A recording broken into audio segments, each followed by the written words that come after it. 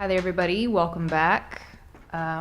If you're just now catching us for the first time today, this is True Neutral. We are a high fantasy tabletop RPG stream based around cinematic realism. I'm Caitlin, the Dungeon Master.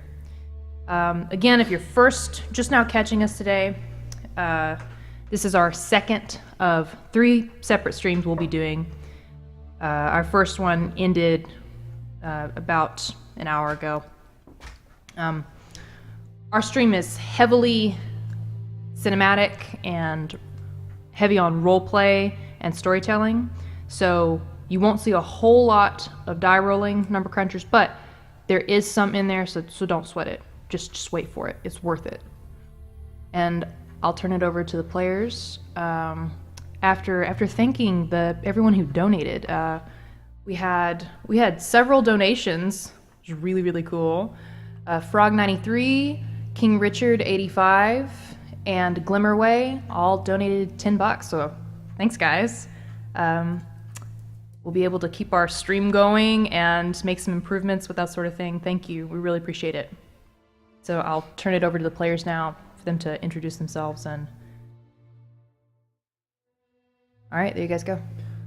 Hey guys, I'm Jake. I'm playing the character Alistair, who is an ex-assassin masquerading as the left-handed son of a blacksmith known as Gideon Lyris. I stand like 6 foot, 6'1". I'm mid to late 30s. I've got my long hair pulled back in a ponytail. I wear really well-maintained leather armor with a long sword at my right hip. I've got a couple of daggers here and there. I also have a long cylindrical item that's sort of wrapped in canvas and tied off that I try to keep on me at all times, that's attached to my pack. Other than that, I think that's about it. Alright, and I'm Kiefer, and I'm playing Griffin, son of Hadar, the Plainsman. And he looks pretty much like me. You can just go ahead and just like this, mohawk and everything. But he has a scar running along one of the sides, and then a slight scar here that looks kind of like a bite mark.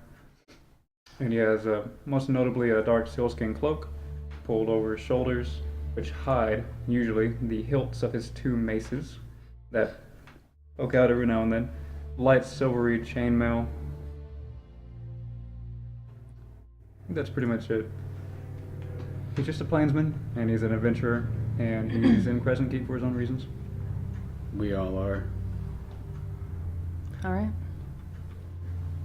So, what exactly is going on right now is both Alistair and / Gideon and Griffin are in Crescent Keep at the moment, searching for the Black Court of Dragons, specifically one dragon.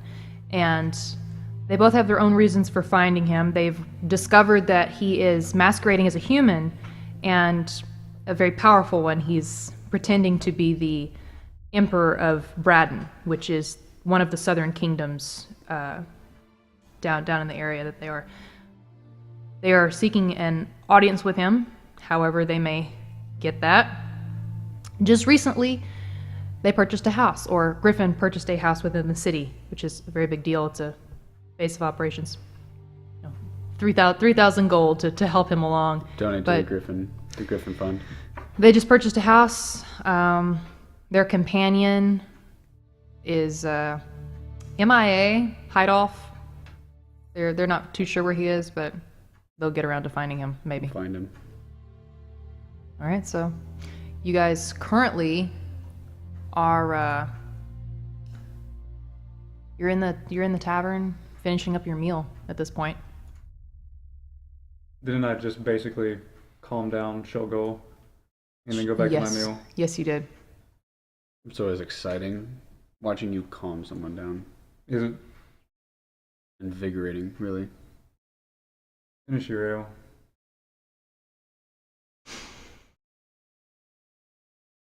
Okay. What exactly did you want to do? Because I need to go fetch a blacksmith or their apprentice and get a lock and key made for my new house that you so graciously helped me purchase. I mean, I do need to return to Mentha at some point. in order to pick up my cuirass. So we could always just have her make your locks then, or however that goes. And I can pick up my cuirass instead of us having to make 2 trips. Well, if you don't mind, you said it was going to be done by the end of the day, right? Mm-hmm. She said end of day. We can go out and about looking for Hideoff. And maybe pass by the bookbinder, put up a notice in this tavern later.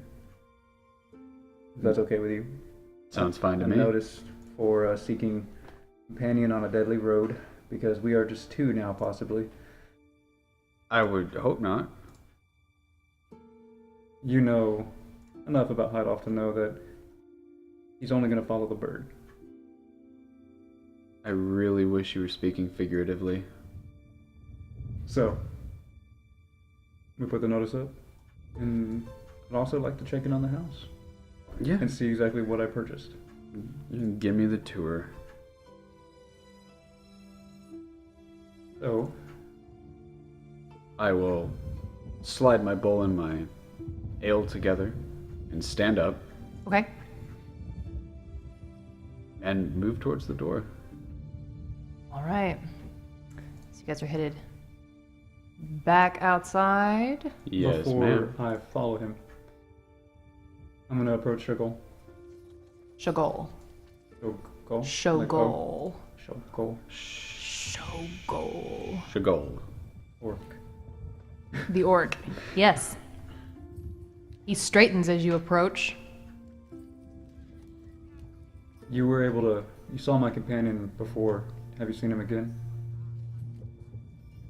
He sort of inclines his head at you. And he's very much looking you deeply in the eyes, and it's a very intense gaze that he's laying on you, and he I was just going to... once, very slowly, shakes his head. No. Alright, so I'll nod and then just turn away. And then I'll follow you. We're just waiting by the door. All right. Head outside. All right. Out you go. So, it's busy outside. Streets are packed with people. It is, however, beginning to rain ever so slightly. Mm-hmm. So, people are kind of scurrying for cover if they're just out wandering around. Peasants and laymen walk in the rain. It's their shower for the day. Where exactly do you think that monster of a man would go? Gideon. Careful. I don't think I'm going to offend him. You might offend me. You're pretty big too, so. We saw him walking away, arm in arm, or arm over entire body, Arm and body. over a female. We could go see a brothel, or we could just let him. He's a good tracker. He'll be able to find us if he wants to. I wonder if there's a brothel in the market district.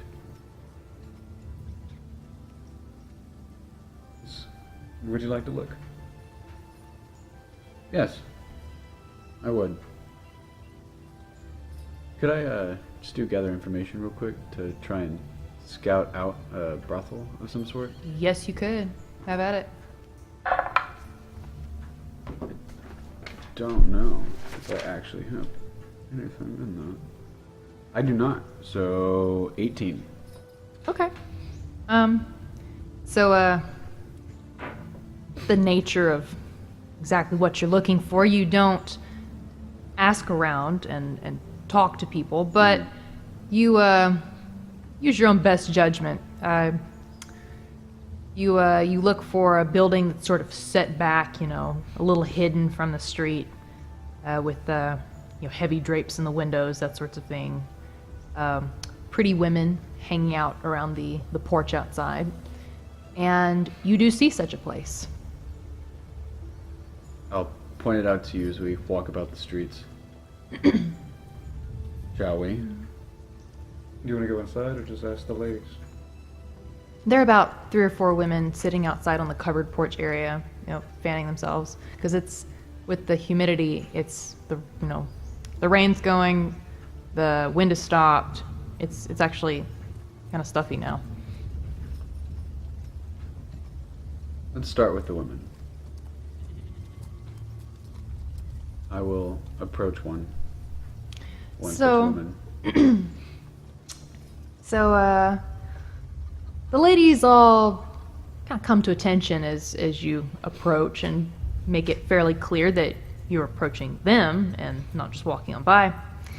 And one of them kind of steps forward and is coyly fanning herself, and she says, "Good day." Ma'am. She kind of looks over her shoulder and at the ladies behind her, and they kind of giggle. I was wondering if you could help me. What you need help with? I am attempting to find a particular person. Would it be a lady you're looking for? She leans on the railing a little bit, so she kind of spills out of her corset.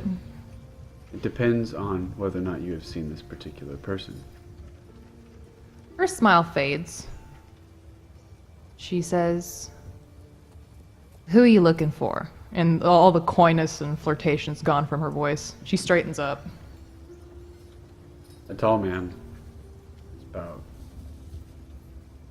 a tall, big man wearing leather cuirass with a bunch of pointy things on it. We don't have nothing like that here. The girls behind her kind of giggle again. So you haven't seen him passing through? I might have. For a couple silver. I produce a couple silver. Do you hand them over to her? I do. She kind of looks at them and very blatantly is making sure they're real. Sticks them down the front of her corset. She says, "I ain't seen nobody like that here." Very well. Shall we, Griffin? Yeah, I'm already walking away. Good day, gentlemen. She does like a little mocking curtsy. The other girls giggle again. One of them kind of does like a little clap. You're so good with the ladies, kid. Do you say that loud enough for them to hear? A huge burst of giggles. I've had my better days. All right. Would you like to continue searching for? I'm not sure if my pride would allow me to do so. Will you roll spot, both of you? 29. 29. 15. 15. So, as you're talking to Griffin, you're facing him, and you see over his shoulder what looks like there's a still figure. I mean, people are milling about him as they're trying to get out of the rain, get their wares where they need to be. But this cloaked figure is standing very still amidst the entire crowd, and the crowd's moving all around him, and he's facing you as though he's watching. Can't we go to my house yet, Gideon? I'm gonna sense motive real quick. On me? You can try. I mean, can I see his face? You can see like the lower half of it. His hood is pulled over it. His head. Does he seem aggressive at all? Roll sense motive. See if you can get anything from his stance. 11. You can't really tell because people are moving all around him the whole time. Mm-hmm. He's fairly tall. He kind of sticks out, but he's nowhere near High Elf height or Griffin height. He's maybe as tall as you. Yes, let's. So you notice the little hitch, the very, very slight hitch in conversation. And it's... Gideon keeps speaking, but his eyes flicker over your shoulder very briefly and then meet yours. So let's go to the house. And you watch my shadow. Will do. All right. I'm gonna try and keep my eye out for this person as a tail. Sure. So, you're headed to the house you purchased? Yeah. I should probably check out the thing that I bought with all my money. Of course. Cool. That's okay.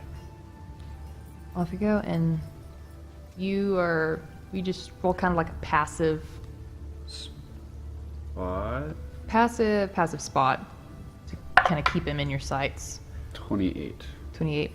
You do the best you can, but the house is in the opposite direction from where he is, so you have to turn your back to him. Yeah. So. Okay. As we're walking, I'll kind of nonchalantly.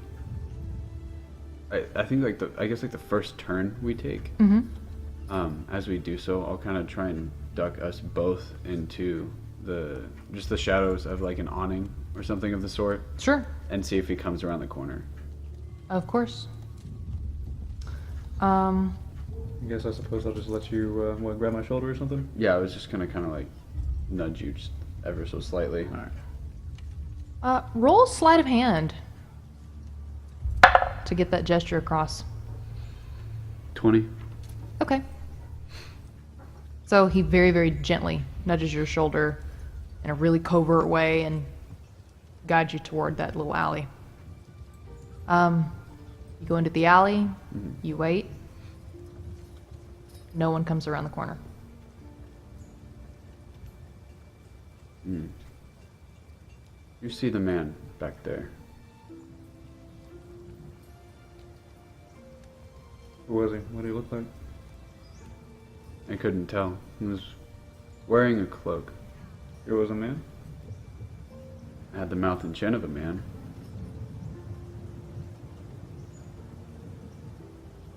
He'll follow us if he does. Let's go check out your house, I suppose. I'll continue to try and keep my eye out for him. Okay.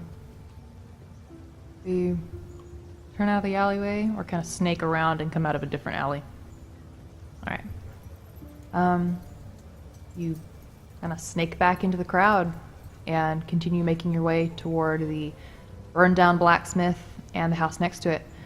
And you can't very blatantly turn around to look for him, but you can kind of watch out of the corners of your eyes, and it's difficult. Everyone's wearing their hood up right now because it's raining.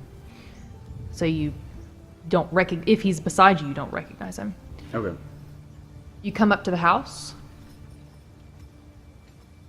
and it looks more downtrodden in the rain than it does when it's clear. One side of it really badly scorched. 30,000. You didn't pay 30,000. But they were asking 30,000. I'll approach and try the door. Okay. The door is unlocked and swings open when you push it.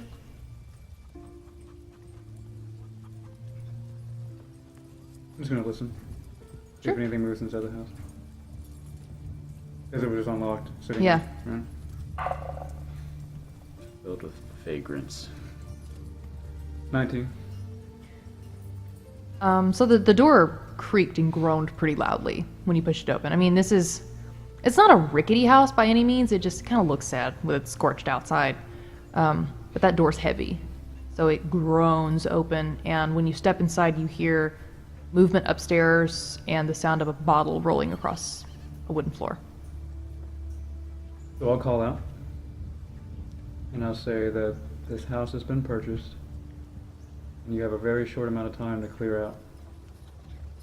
Okay. And I'll wait downstairs. Sure. Nothing. It's silent upstairs.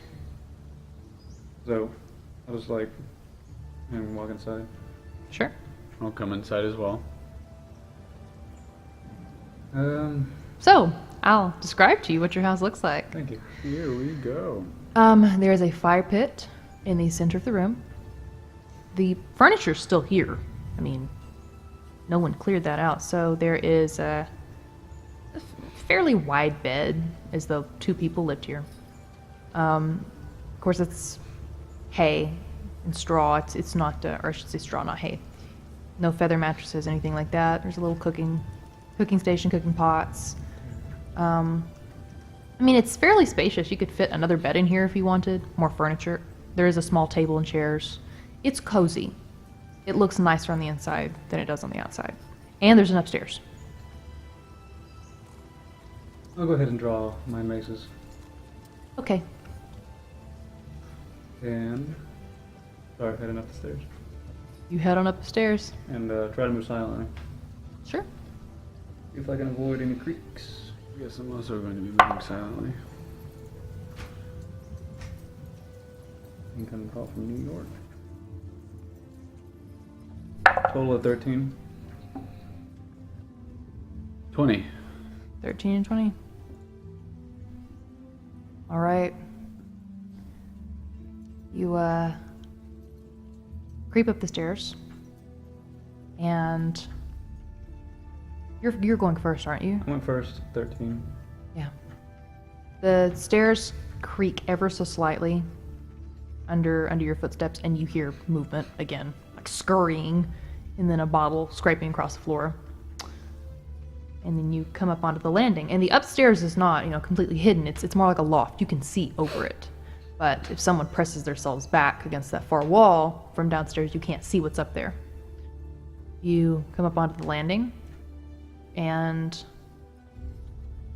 you look around, and there is, it's a cupboard, but a badly damaged one, and it's pushed slightly away from the wall. There is a cloak laying on the floor in one corner and a couple of empty bottles. You don't see anyone immediately. I look back at you. Spot? Sure. 24. Okay. Yeah. You can see a shadow moving behind that cupboard. I'll just kind of lift my chin over towards the cupboard. I'll nod. And then I'm going to pointedly and loudly walk past it. Okay. I'm just going to stand near the landing. Sure. You walk past it, and immediately there's just scurrying of footsteps, and someone launches themselves out from behind the cupboard. I throw a dagger at it. You, Are they launching themselves at? You don't know what they're doing. They're moving really quickly. What would you like to do? Reflex. Reflex? Catch it by the hand. Try it. See what happens. Sure thing. No, I have both my maces in my hands. Oh, you do? Yeah, you can't do that. Go for the kneecap. Swing low and swing hard. I'm just going to try and block whatever is coming at me. If Block, there's anything trip? coming at me. I actually don't know what's happening, so... Okay. Just a basic block. 19 reflex. Sure. So you quickly lift your maces up to defend yourself, just in case. But the flurry of movement is not moving at you. It's rushing toward you, and it, in a split second that it comes around that cupboard, it's a shorter figure, comes around the cupboard and then rushes at you. It skids to a stop and almost stumbles and falls over. There's a dagger in his hand, and you recognize him as Raph. Oh my god. I audibly sigh. He does too, and he it's at this really huge gusty sigh, and he puts his hands on his thighs and kind of bends over and pants for a second, and his face is really, really ruddy and he's covered in sweat. Raph. Friends, You almost just got killed, Ref. I told you to clear out or come downstairs. you scared me half to death. Oh, you were guards. He sort of straightens up a little bit, and he sheaths his little rusty bent dagger in his scabbard, and he looks really disheveled. I mean, he's a shorter guy. His dark hair is really, really scruffed up around his head. There are actually pieces of it missing, like it's been torn out around his head. He's wearing the same dingy patched clothes. He's got mismatched shoes on, which is not something that you remember from seeing him last time. But he has a really, really ruddy glow to his cheeks, suggesting that he's gotten a hold of some liquor, and there is a fat coin pouch on his belt that he's attempted to stuff like into his pants, but his pants are so small, they're too small for him, so there's really not room. So it's just sort of tied there on his belt. And if we were guards, what exactly were you planning on doing with that? And I look pointedly at his dagger. You kind of... Is there anybody else here? No. Did you buy this place? Well, that's good news. And he smiles. Is it good news? He says, I wasn't sure you'd stay in Crescent Keep, and you're staying. That's good. I mean, we're friends. And you start to kind of sense where this is going. He says, I haven't been staying here long. I just, to stay out of the rain. I come here when it rains. Since the other family doesn't live here anymore. Well, I live here now. I suppose you might be able to stay around if you clean up your mess. And maybe help out a little bit more around here. Yeah. What do you mean, friend? I'm just gonna go around and try and find the pile of bottles or whatever. Sure. You go around and take a look at the bottles, and kind of lying in the cloak, you see it's not only liquor bottles. There are tiny, tiny little files all over the place. A couple of them have been stepped on and are crushed, and he's scratching himself when you turn around to look at him, and his face is really, really red. Not just liquor red, but he's done something else. And he's sweating so hard. So I'm gonna push my mace down into the cloak and then try and drag everything towards me. You see Raph's shoulders just kind of slide up and his fists clench a little bit, but he does not make any move toward Griffin. You drag the cloak towards you. Those little files spill out and roll across the floor, and they're filled with it's kind of a dark green liquid. I'm motion for you. Take a step towards the cloak. Sure. All those little files. Do I recognize any of them? Coloration kind of looks familiar. You'd have to waft to see if you recognized it. I'll pick one up. Okay. Do you uncork it? What does he do? He I'm staring. presses his lips into a tight line and watches you. So you uncork it and roll wisdom for this. 10. It's strong enough. We smelled this thing a couple of times. It's a type of poison, but it's not lethal. It's really just meant to cause severe hallucinations.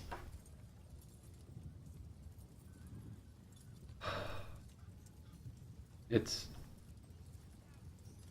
to make him see things. It's expensive stuff there. He's sweating really hard and kind of shaking now. And I'll cork it again and just kind of lightly toss it back onto the cloak. he jumps when you do that. Raph, Yes, friend? this is now under the ownership of a lord, and I could use a steward. So if you want to stay, you can have your stuff. But You giving me work? Like a steward, like they have up at the palace? I mean, you'll have to work on that. That man up there has been doing that for quite a while. I can learn fast. Yeah, I could do that. And he's nodding and scratching himself vigorously at the same time. I'm gonna put my maces away. Put them back in my belt. And He comes over like he's gonna start cleaning up his mess. I'm gonna point at it, like you can decide. what that happens. He kind of squeezes in between you and is like, I'll just clean this up. And he's pointedly, you see him snatching up those little green vials, cleaning them up. It's your house and you're steward. Well, you own a third of it, right? So you own a third of the steward here. I'm gonna start walking towards like the landing. I'm gonna say, I point at Raph and I go, I don't own that third. He looks after Gideon, looks back at you. I'm gonna finish looking at the rest of my house. Sure thing. Little clink of bottles in the background as he continues to clean up his stuff. There's like a patch in the roof that's kind of half finished. It's leaky. Other than that, I mean, the place is pretty decent. How many rooms upstairs? It's just the one landing. The one landing. All right. Well, what do we have to do next? We're killing time, right? Until you're curious. Mm-hmm. And then we got Raph here now. We do. Suppose I'll find a nice little place in the corner for him.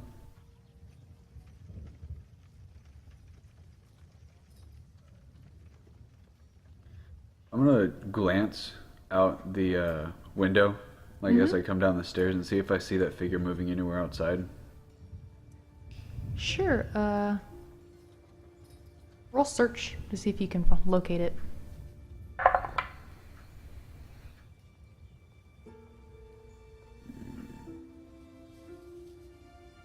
24.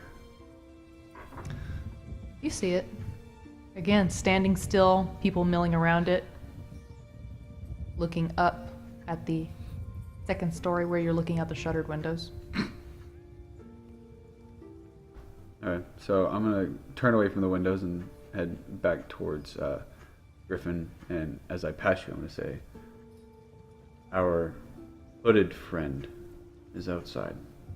Who? Raph is like right next to you at this point and is in a panic. Raph? Friend? Shh. It looks like we already have company. I didn't know you were throwing a housewarming party. It's not so bad a place. I'm gonna go downstairs or go to the front door. As you go down the stairs and say, oh, we're doing it this way, are we? Do I do it any other way, Gideon? I'll shrug. Off down the stairs you go. And you're just gonna go open up the front door? I'm gonna open up the front door, step outside, and try and look for the figure he was pointing out. Some hooded figure, obviously looking at us or something. Yep. You see it pretty clearly. I mean, this guy is he's not trying to make himself invisible by any means. And I stand there and gesture into the house. He comes forward.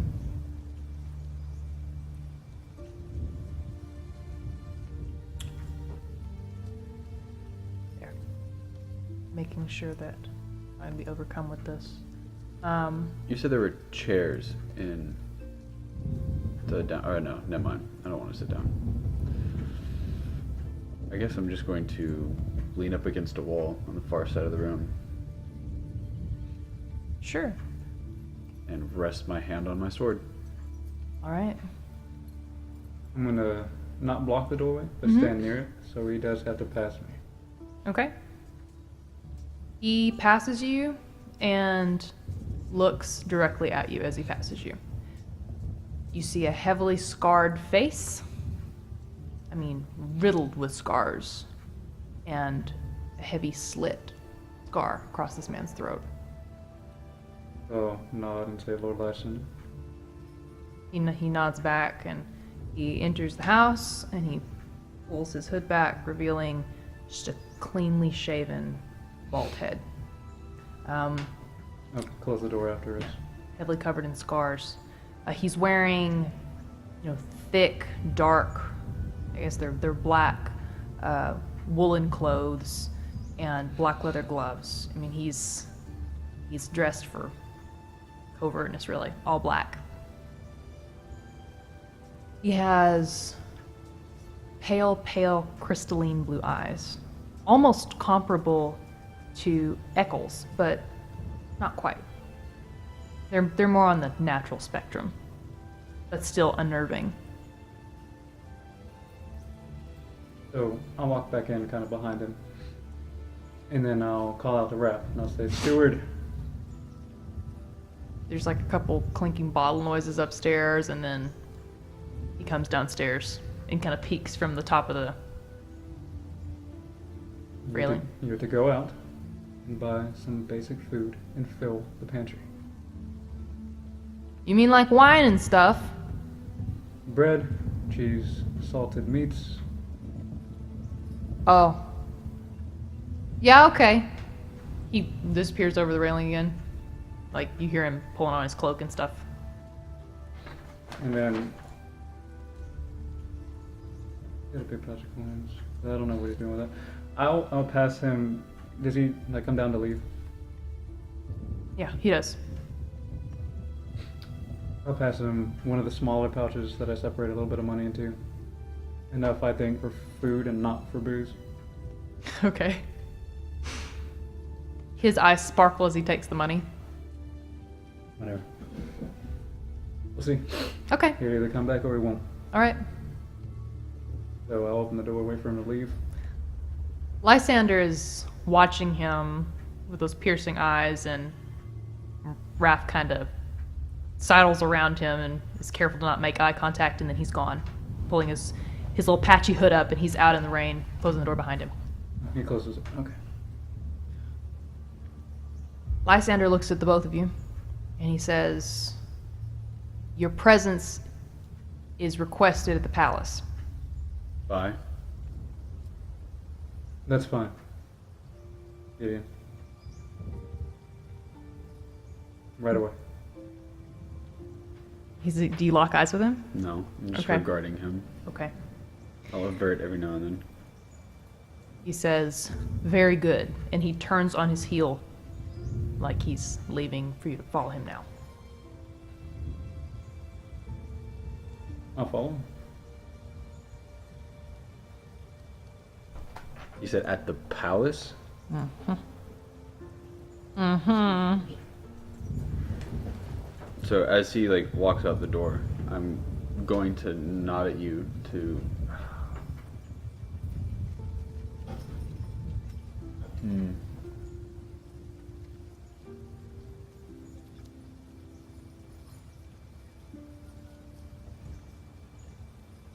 Come on now, Gideon. You can't leave anything here yet. We don't have lock and key, and Raph will be back.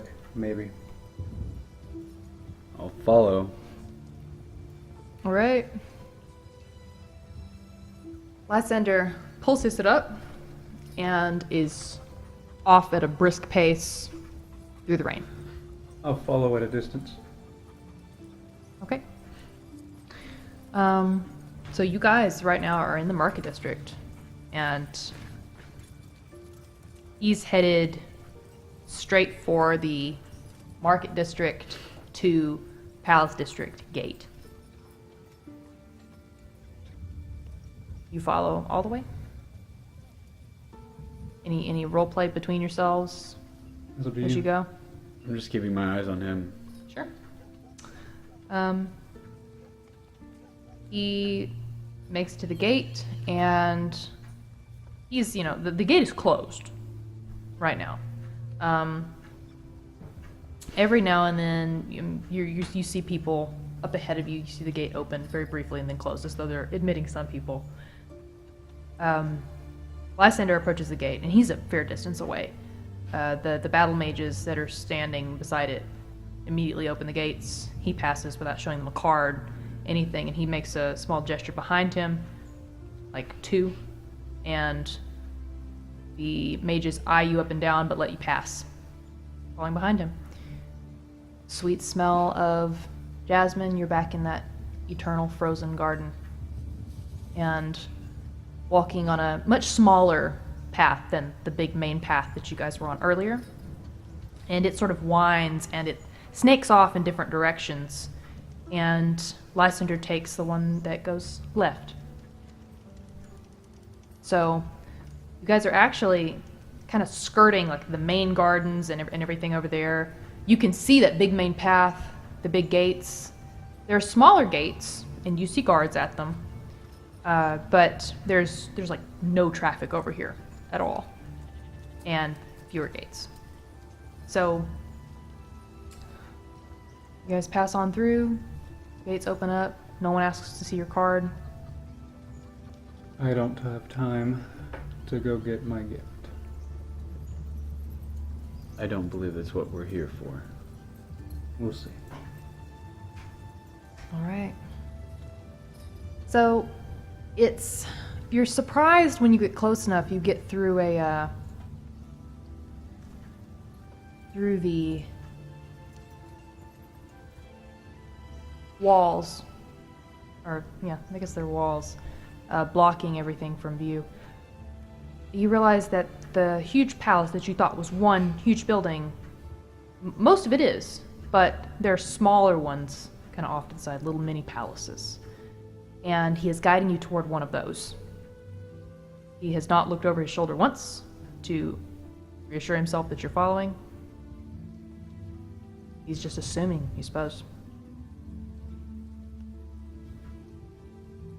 Yeah, I'm gonna keep following him. Okay. I don't So, see anything else we can do. I'm going to actively think and see what happens. sure. I'm going to think that I don't have a gift for the court king. Do I need it? Lysander continues to walk. Doesn't show any sort of recognition that he's heard you.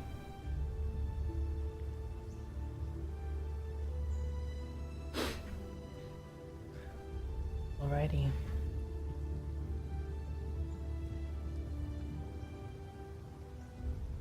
So, you approach this mini palace, and there are guards outside again, but fewer of them.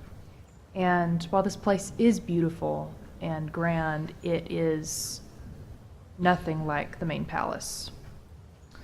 And as you walk along, you step inside. You know, there's the beautiful lattice work in the windows, and that sort of thing.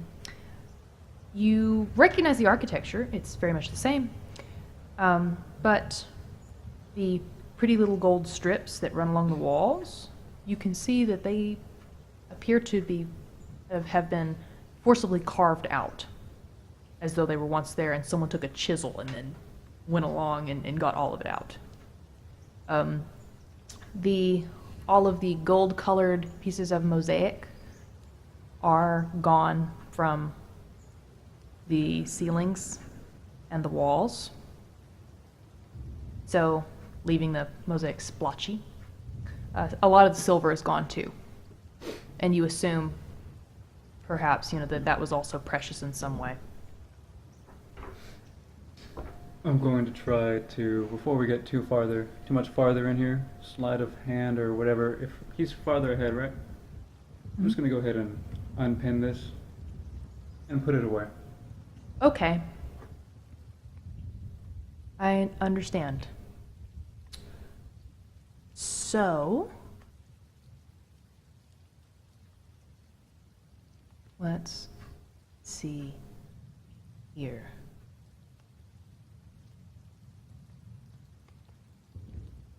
So I guess as I'm unpinning it, and then I put it away, and I turn kind of towards you, and I just kind of look at you, and then put it away, and then look back forward.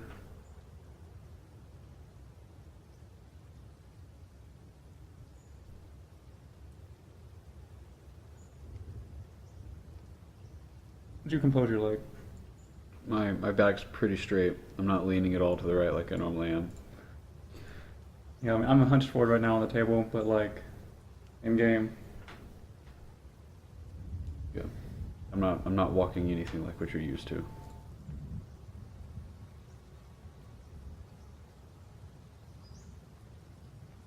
It's very strange. The audio was very soft for just a second. That's okay. So he walks through the halls, which there are no guards in here. And that really surprises you, because there were always guards around. And here, there are none. You note that the smell of incense and oils is really, really, really strong throughout all of the rooms that you pass through. And there's smoke drifting along the ceiling. Whenever the sunlight peeks through the heavy clouds, you can see it kind of snaking and filtering along the ceiling.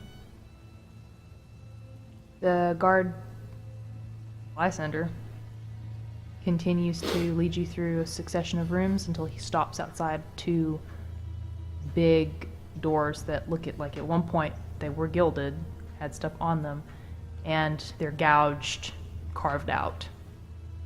And he knocks, and he stands very still for a moment, and then he nods as though he's heard something, and he pushes the door open and gestures with an arm for you to step inside. I'll go in first, I suppose. I'll hesitate and then follow.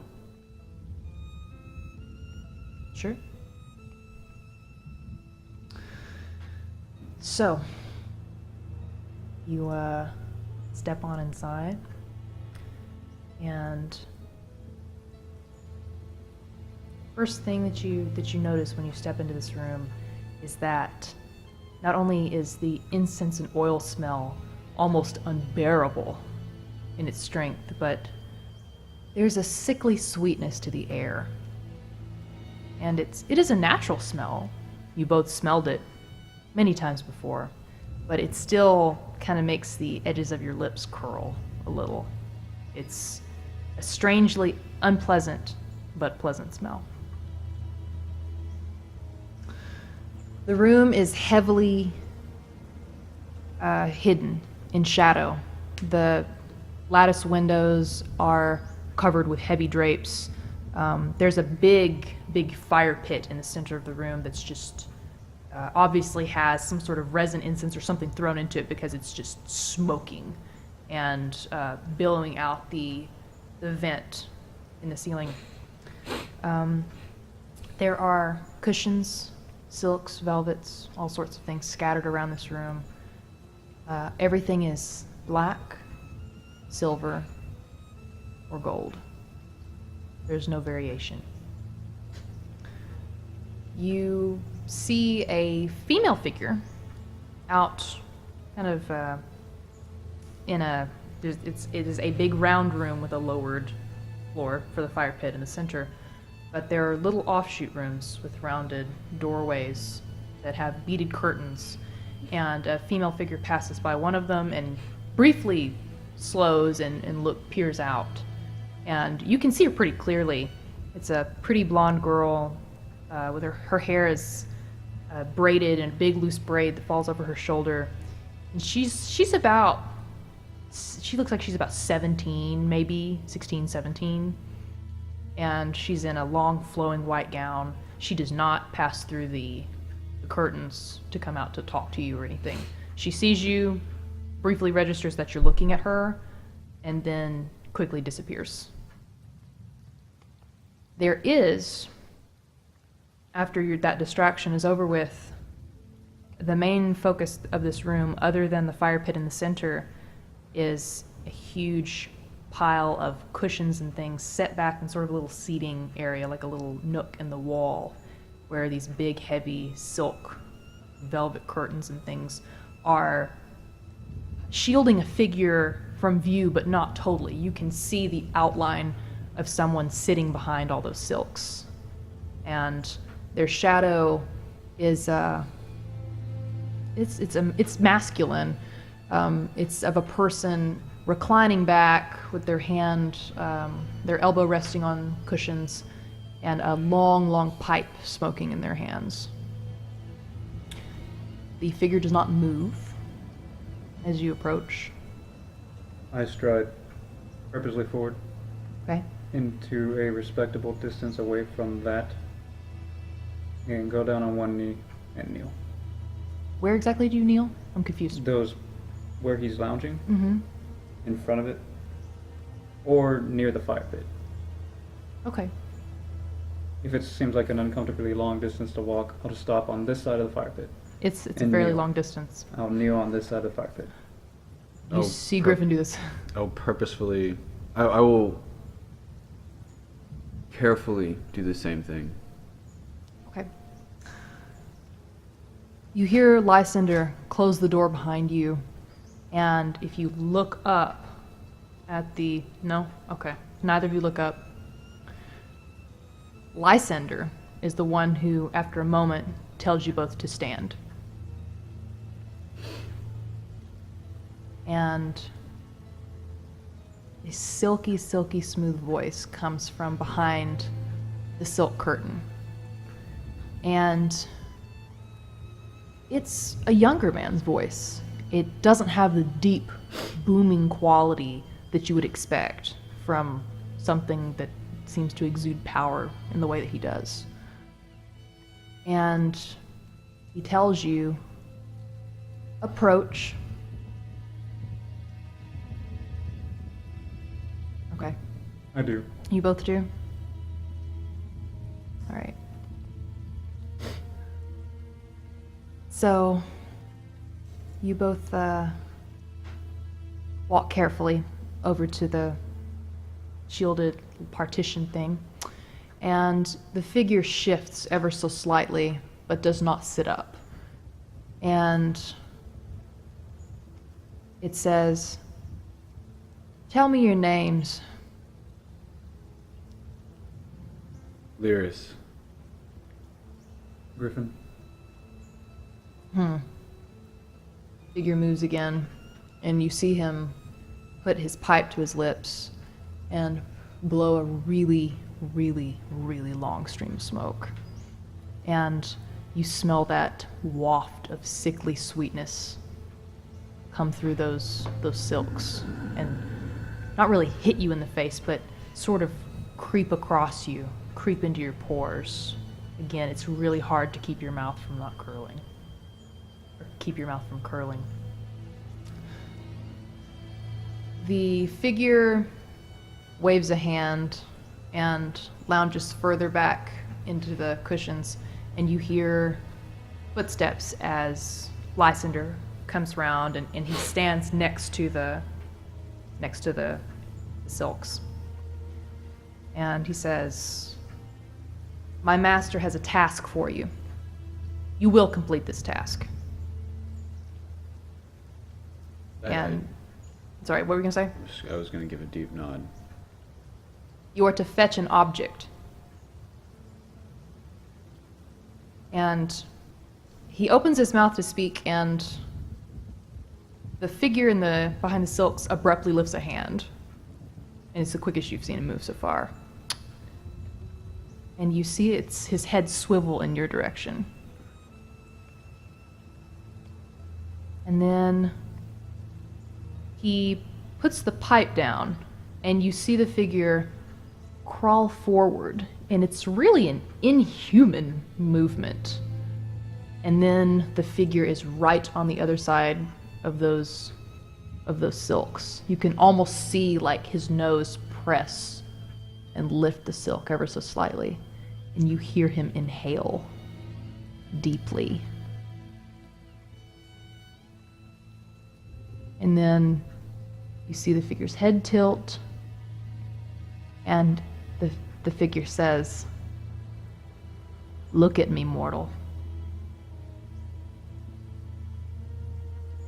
You see a hand, milk white, long sharp nails, part the silks and draw them back. And it reveals the face of a young man about 17 or 18 years old. And he has black eyes with a bright silver ring flowing through the iris. His eyes are smudged around with coal, giving them a really dark, deep appearance, even more so than they have naturally. His skin is like carved marble. It's so white. And he's wearing fine robes. I mean, far more expensive than anything that Hilda could have ever made for you. And they're intricate and embroidered and all in black and silver. And he's wearing a really complex flowing headdress it's almost like a chaperone hat, but it has a silver band that runs around it, securing it to his head, and there's a big black star sapphire set in the front of it. And he looks very intently at you with his sharp features, and you don't sense anything like you expected. In fact, it catches you so off guard that it's almost worse for it to not happen. And then his thin lips, curl at the edges. And he sits back, and he's smiling now. And he's drawn the silks aside so you can see him. He lounges back and takes the pipe up, draws a long, long draft of it, and blows it in your direction, and you smell that thick, sweet smell again. And your expression's so intense right now. He tells you, "You're adventurers, aren't you? Well, speak up." Yes, we are.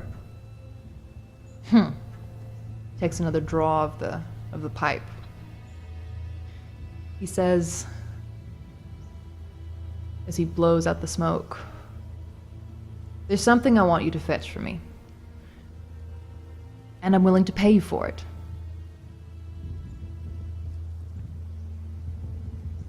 You seek the jewels of Algrinon's crown, do you not? Another long drag of that pipe. Yes. As I suspected. He sits forward again, and he says, "I'm willing to give you all the jewels I have, should you fetch me this object." Then it will be done. Of course it will. He taps the pipe. He says, "I want you to fetch me a diamond. It's called Agora's Rock. Have you heard of it?" I don't think I have, but can I roll like a knowledge? Yeah, you can try. I'm not worried about that right now. Great intelligence? Because I don't have any points in any knowledge. It's more like a memory thing. It's more wisdom. 13 either way. Okay. Agora sounds vaguely familiar. Agora's Rock? You don't recognize it. I'll just, like...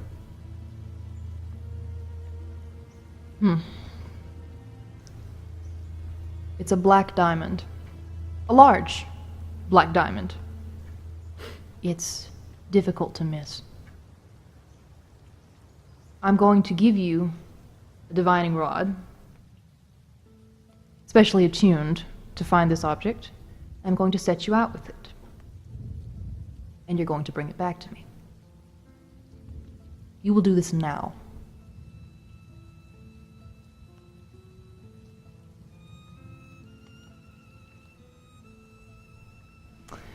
He sits forward again, and you notice when he sits forward that his nostrils flare and his eyes drop to both of your belt pouches. Gideon, I think we have a gift. Do you have it with you? I'll like slowly reach into my pack and produce the wrapped black diamond.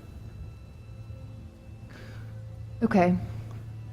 You produce it, and Lysander comes forward, and he takes it from you with no ceremony, and brings it over to his master and kneels and unwraps it and holds it out. And you see, the young man's eyes, they become so large that they almost don't fit in his face anymore. And his pupils shrink down to tiny, tiny slits. And very suddenly, his face no longer looks human. He reaches forward and he runs his hand over the huge black diamond. And then his lips curl and he knocks it out of Lysander's hands. And this is a huge diamond. You have to hold it with both hands. He swats it and it goes flying across the room and crashes into the wall and busts mosaic tiles everywhere. And then he sits back and runs a finger along his face, and his outburst seems to be over. Lysander has dropped and has his forehead on the ground, his palms flat on the ground. And you see him quivering ever so slightly. The dragon smiles at you. He says, Agor's rock looks very similar. I see you're already perhaps close to finding it.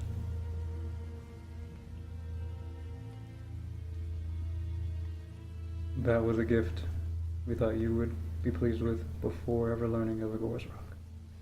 I apologize. Well, it's not my diamond, is it? And he stands up and he walks around you. And he's shorter than you by a good 8 inches or so. He's not very tall at all. And he's very slenderly built. And he walks around you and his bare feet slap over the floor. And he is pacing back and forth around the fire. And he says, give them the rod. And he waves his hand dismissively. And Lysander jumps up and he hurries over to a box that is sitting beside, all the curtains and cushions and things. And he opens it up and withdraws it looks like a wand. It's wooden and it has little intricate carvings all along it. And the end is two-pronged. And the end kind of, squiggles outward, but both prongs are completely identical on both sides. And he comes over and he's closest to you, and he holds it out to you. I'll take it. Okay. You take it. It pulses very, very weakly with energy. You feel it almost like a really small vibration in your hand, and then it's gone. And Lysander bows and he moves away from you. You hear the young man let out an unsteady breath, and he's turned around and he's looking at you over the fire to where his image is wavering with the heat. And he says, go now, mortals, and fetch me my diamond. I turn and leave. All right. Brisk walk. All right. As you're leaving, you make it out onto the the outer chambers and things to leave, and you spy the girl again, and she's watching you. And if you ignore her and continue to walk, you can hear her hurried footsteps after you. No, I keep walking. I keep walking as well. And I'll just give you a sidelong look. And then if it keeps following us, I'll whirl around. Sure. You whirl around and you realize that the girl is wearing like a traveling cloak and has a small bag with her, and she's looking at you with enormous eyes. And she quickly, when you turn around to look at her, puts a finger to her lips and shakes her head. I just look up and down like, what the fuck are you doing? And then turn around without saying anything. Just walk away. You hear a voice, whisper. And it's the dragon's voice. And it calls, Gwendolyn. And it drifts past your ears. And her back goes rigid. And then suddenly she looks really crestfallen. And she turns and leaves you, going back into the inner chambers. I kept walking, by the way, after you whirled. Yep, so you're ahead, so when you hear that whisper, it's coming from way back behind you. I'll catch up. All right. So you're heading out, leaving the palace grounds, right? Go through all the gates. I think I'd like to go all the way back to my house.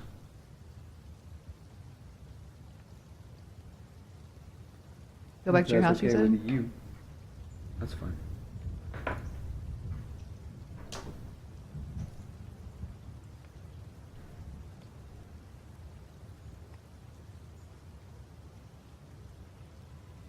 Just adjusting some things here. You guys go ahead.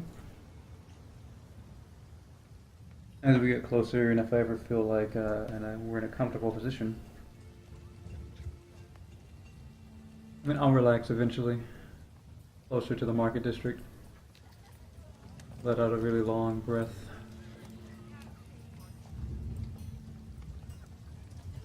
Well, Gideon, I apologize because now I know how to get exactly what I want.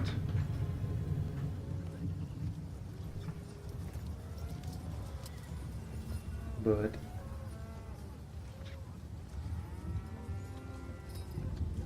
I'm sorry.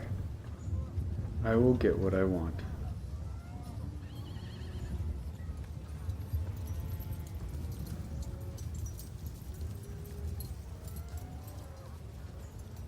He only guaranteed me the jewels for this diamond.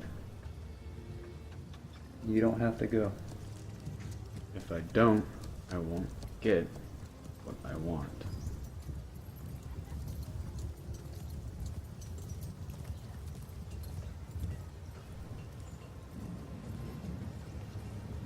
Go in my house.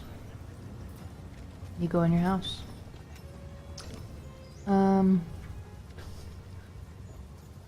The door's, not bolted. There is a draw bolt inside.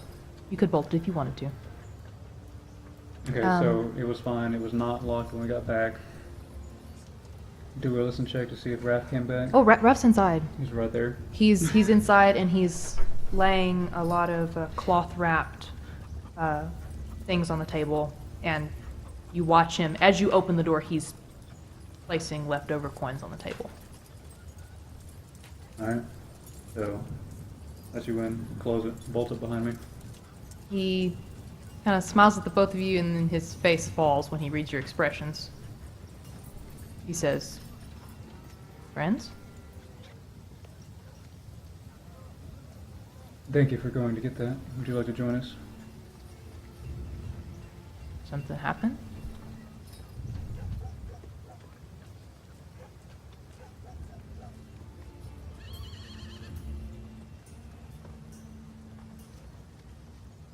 We have been tasked to do something very important by someone who will not accept failure.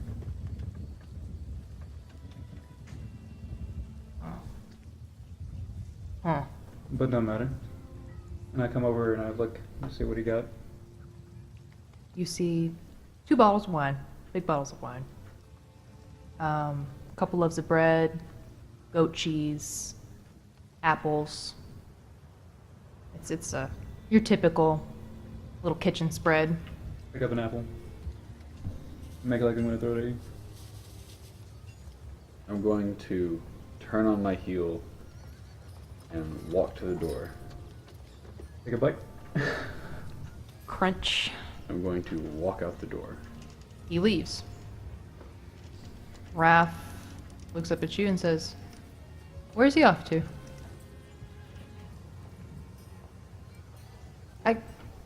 I got cheese. Shh, close the door.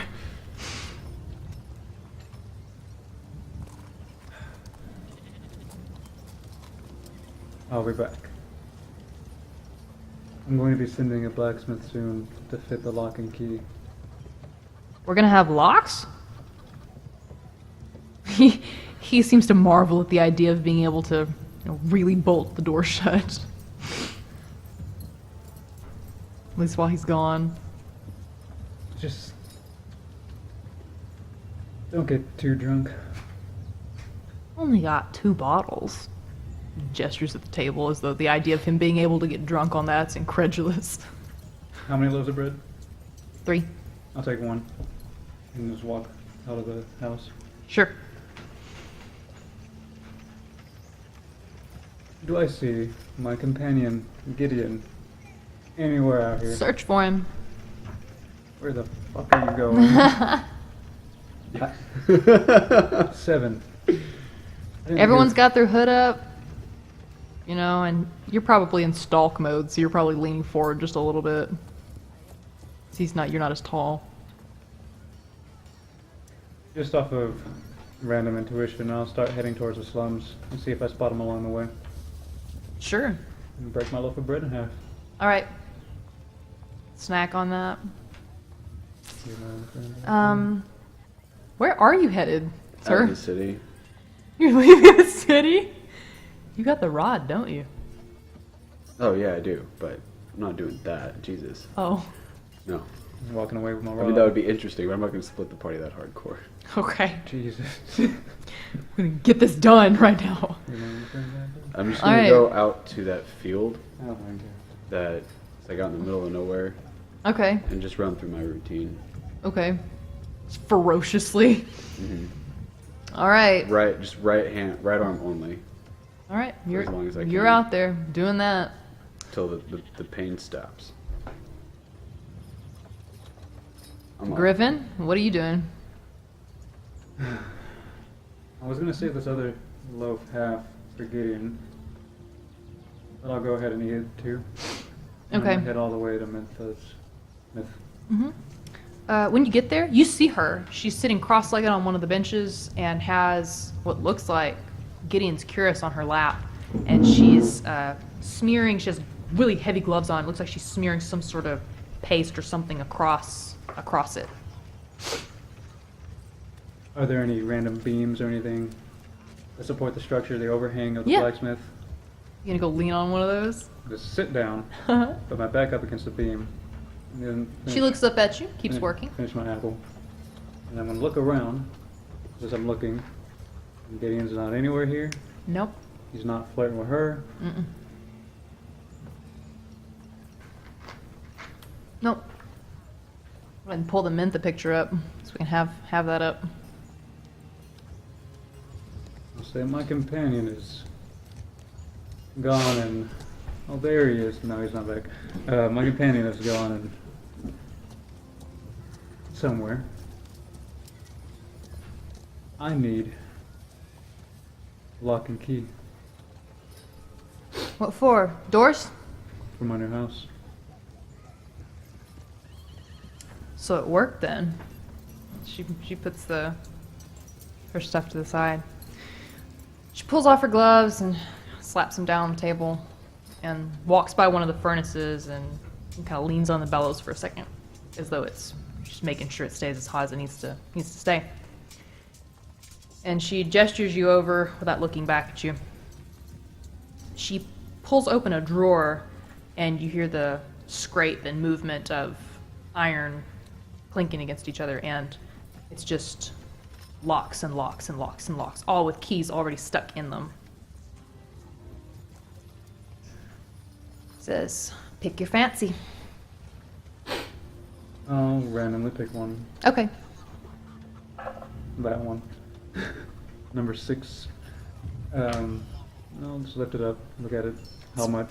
4 gold. And then, as I'm handing her the gold and looking at it, never mind.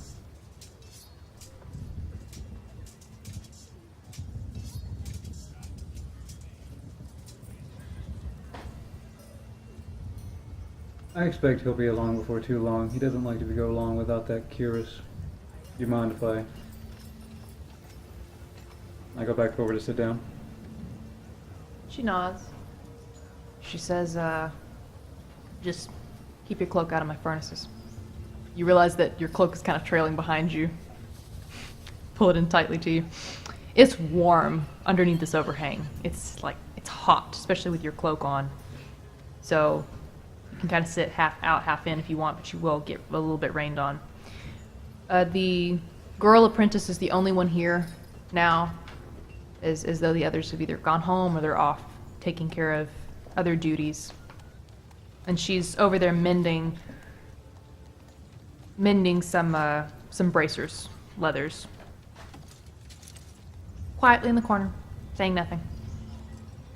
At some point, Nintha continues to work on the cuirass, but at some point, Radu does return. Quick description of Radu. He is a tall, slender elf from Osh Sumail. And so his skin it's a fairly tanned, sort of golden color, I would say. Long pointed elf ears, very sharp features, severe expression, dark eyes with golden flecks in them, and jagged serrated teeth, because he does sort of give you a crooked, like not quite a smile, like it's not shaped the right way to be a smile, but you know that it's sort of like a greeting to you, and you see those jagged, filed teeth. He slips past Mintha, kind of making a point to brush against her as he does, opens the door, goes inside. Mintha continues working. How long do you stay out there, do what you're doing? Like an hour. Okay. Just make it reasonable, I guess. Last thing, Sure. I'll ask her how Horlo is doing. She shrugs. She says that the last I heard, one of his nephews was taking care of the Kagan court. He's grieving.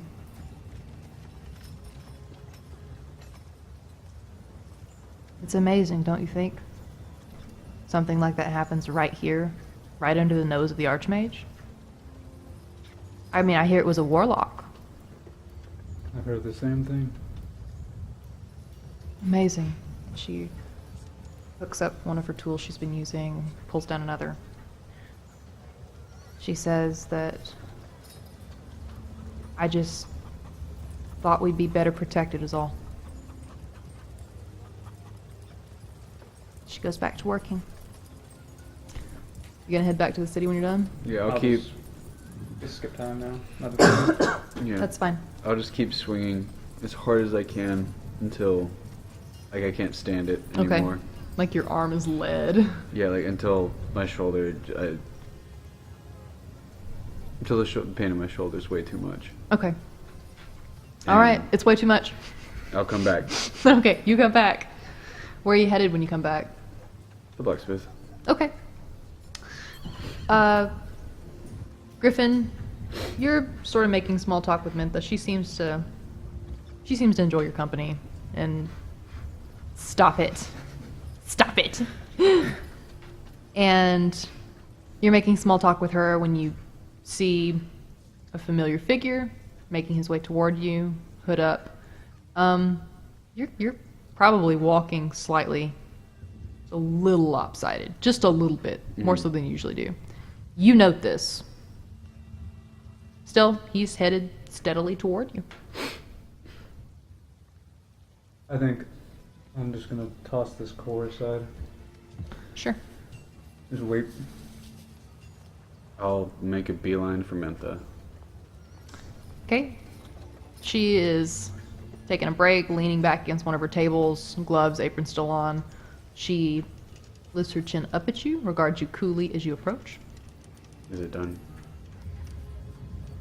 Nods over to it. It is gleaming, freshly oiled, right beside her, completely repaired. Okay. I will. So like turn to face it. Mm-hmm. So like back to her. Yeah. Alright. Let's take off the cuirass I'm wearing and put mine on. And you haven't paid her yet, have you? Hmm? You already did. Yeah, Okay. I paid her. She got pissed. I accidentally gave her too much. Making sure. I'll put my cuirass back on. I will. Okay. No rush. You're fine. She kind of makes some more small talk with you. How long have you been here? How long have you been here? Shop. How long have I been here in the smithy? Present keep. Say about 11 years now. Why do you ask? Well, I just bought the house, so I suppose I'm just wondering how things are here besides the most recent event. Who knows? And for all we know, the world could end tomorrow. Takes her gloves off, slaps them down on the table. She turns around and reaches under one of her tables and leans back against the other and has withdrawn a bottle of wine. That half finished. Well, of course, you and Radu are welcome. She coughs a little bit. are welcome to come by. Thank you. She It's just the house next to the burned down smith. she looks up and says, "You bought that? Isn't the side of it scorched to hell?"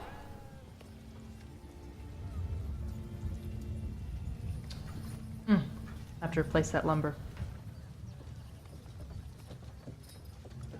I'll have to make more coin. Monsters not bothering you anymore, are they? No, but I could use some more men.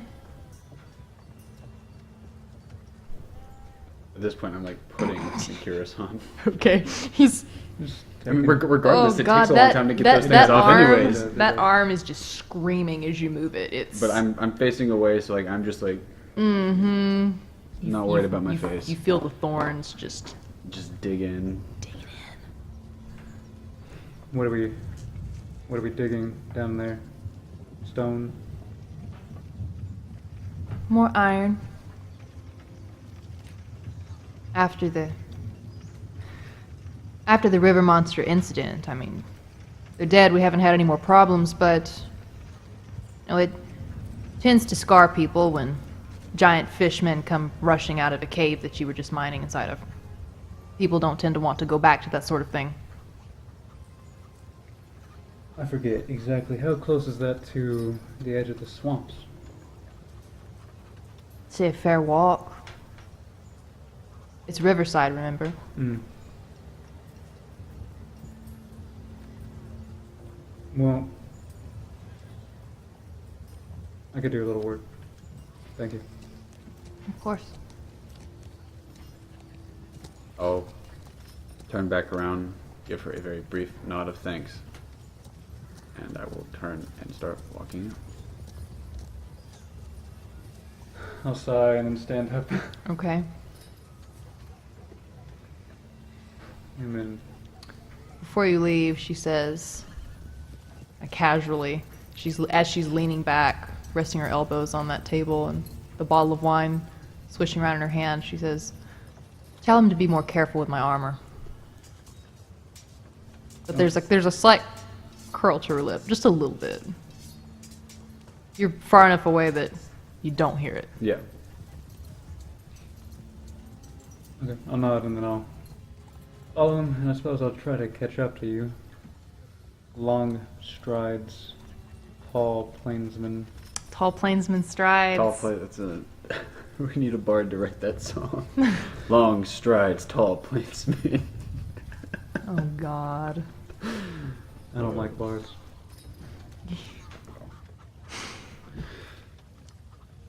All right, guys.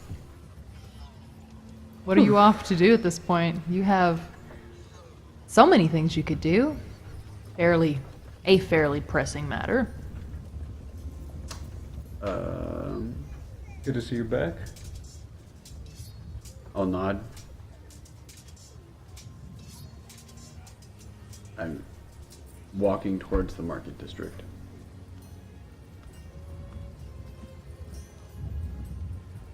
So, he looks a little tired or something, right? I'm Yeah. like, He's walking lopsidedly. His arm is really just hanging. There's no rigidity to it, when you typically walk. There's like a really casual swing.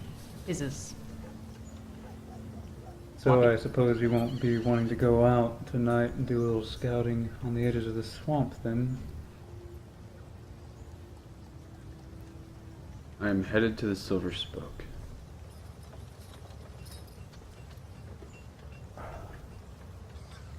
We are going to find that diamond. Eckel is going to help us if she can.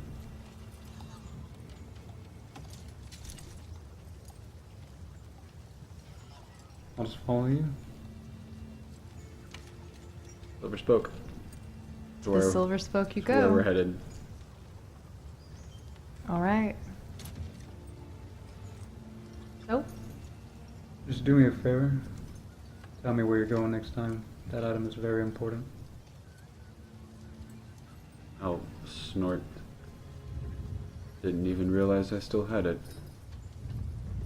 Maybe even more reason. You may carry it if you wish. It's entirely up to you. I'll shrug and keep walking. okay. To the Silver Spoke you go. The doors are closed because it is, raining. But the curtains are not drawn back from them. Is it now kind of evening, nighttime? It's I can't remember. We haven't been it's because we're walking all across it's the no city. it's no later than like 5. But because it's toward the winter months, it's getting dark really fast. Okay, that makes sense. I'll knock on the door. You knock on the door, and you hear Eckel's sweet high voice say, "It's open!" This is called Agora Stone? Agora's Rock. Agora's Rock. Yeah, you write it down. Never mind. I'll open the door. All right. You open it up, step inside. Eckel is sitting over by her little fire, which is burning bright pink, as usual. And you hear it crackling and popping. She is in her little yellowing lace shift dress, and she has a big blanket sort of wrapped around her, and it's fit for an average sized person, but she's very small. And she smiles up at you, her lips part, jagged little teeth show. Eckel is out of game. Eckel is a fae. They are short, child-sized, with snowy white skin, barely any pigment to it at all. They have small antlers growing out of their heads, and jagged little serrated teeth that are not filed, but are simply natural. She brushes her hair back in these little twin buns behind her antlers, and tips her head up in greeting to you.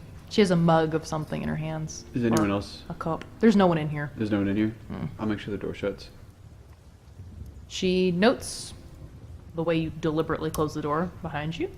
She puts her cup down. I will approach, and I will just say, Agora's Rock. She cocks her head in that really quirky bird-like gesture she does often, and her big glassy crystal blue eyes blink widely up at you. That's a fine way to greet a friend. And I'll walk around you. She says, "What in the hell do you want with that?" I don't want it. She looks almost accusingly at you. I suppose I do want it to give. She seems to piece it together, and she starts shaking her head, and some loose hair comes trailing around her face in little silvery strands. She says, "No." I'll come sit around. I'm not gonna be like sit in front of her. I'm gonna sit Yeah. and just like Griffin. She says your name and gives you a pretty hard look. This is not some pretty trinket. Who asked for it? Would you be able to tell me more about it and why you don't want him to have it? Who wants it? The Emperor. You don't know that was the Emperor? You spoke with the Emperor? It's close enough. Is the Emperor younger? Her expression changes drastically, and at first it was confusion and even bits of anguish, and now it's just dread, pure dread. She says, "You spoke with Prince Ezra."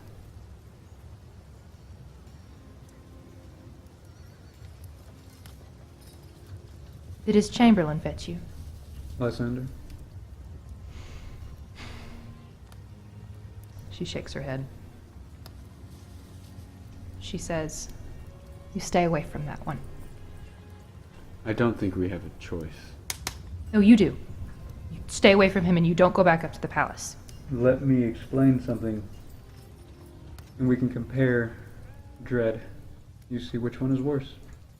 I don't know what Gideon here wants from the court, but they have the jewels that I need to put into the crown. What was the name of that crown? I'm sorry. Algrenon's crown. Oh, Grennan's. They have the jewels which will complete the crown. I need that crown. There's a warlock. You might have heard. She's not shaking her head as though she hasn't heard, because you would suspect that Echo Honeyfingers has very much heard what's going on in the city, but more in disbelief. The warlock. I'm fairly sure the very same warlock who has recently slain a battalion of 30 paladins, who is looking to summon forth whatever infernal being that he is tied to. The crown will take me there.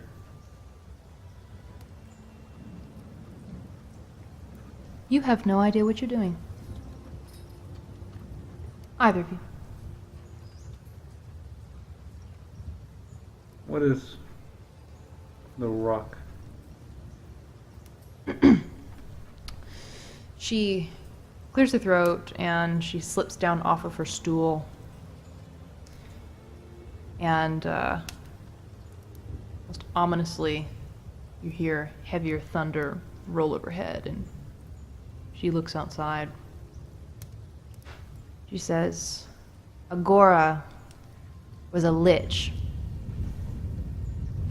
from the Lost Ages." Have I heard of anything about liches? You know that they're awful, horrible spellcasters. You don't know anything beyond that.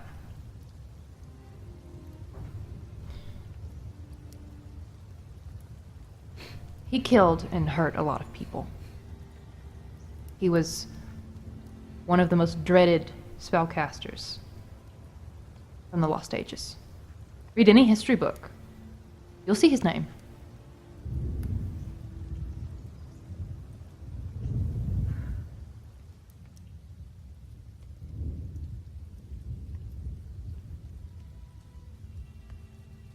We need that diamond. You think you need the diamond. You don't. Nothing is worth it. The prince said he can get us the jewels. He'll tell you whatever he needs to tell you. You honestly think that you'll go out and fetch this thing for him and that he'll give you some of his treasure? It's not even his. Where is the Emperor? Why does the prince have so much control? Control. Why does he have Lysander? Lysander is all he has. Prince Ezra is being punished.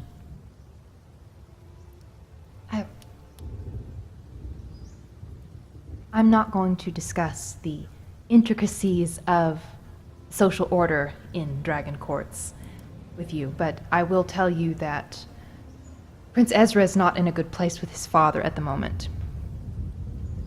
That's why he wants you to seek out the rock. I mean, you have no idea what it is, or what it can do. That's why we came here, actually. Oh. I suppose in the end I'll be an accomplice to all of this. Well, be honest, won't I? Well, at least you've acknowledged it. She goes over to pick up her cup again. She takes it over to behind her counter and steps up the little steps that she has so that she can be on level with human customers. And she pulls out a bottle, a little amber bottle from beneath it, and fills up that cup. You are, of course, invited Invited? to my new house. Griffin. She puts that bottle down. She climbs up and sits cross-legged, looking very much like a child with too old of a face. And she leans forward with the cup in her hands and she says, Agora's rock contains the shade of the Lich Agora. He was not only a lich, he was a powerful soulcaster. A dreadfully powerful soulcaster. I'm not sure you know what I mean when I say that. Do you? I've only done a small amount of reading on the matter. Soulcasters have the ability to harness the soul itself, to manipulate it, to transmute it into spells. The caster is powerful enough, he can use the souls of the things around him, people, to fuel his spells. With enough people, he could cast infinitely. Agora created that diamond so that he could store souls within it. And it contained thousands of souls. With it, he could cast infinitely. But in the end, it was his own undoing, and he himself was sealed within it, his own soul. And he's still in there. And that's exactly why you shouldn't seek this item out. He's trapped, yes. Powerless? I don't think so.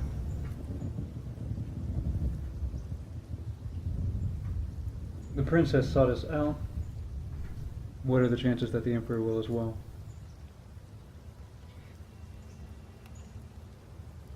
I'm not certain of the answer to that. I know that if you take any part in the undoing of the prince's punishment, the Emperor will seek you out. But he won't be the Emperor. He will be Court King Bakhtin Vath.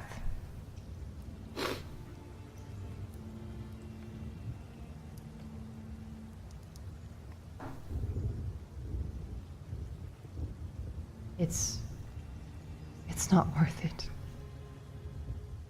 How much more powerful than his son is the Emperor?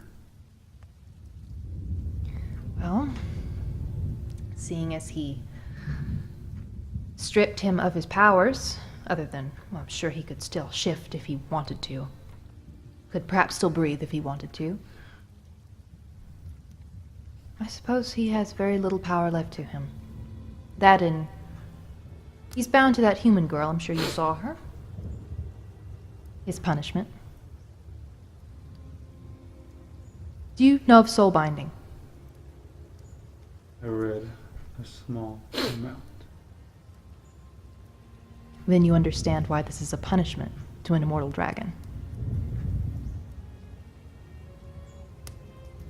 The We girl is do. human.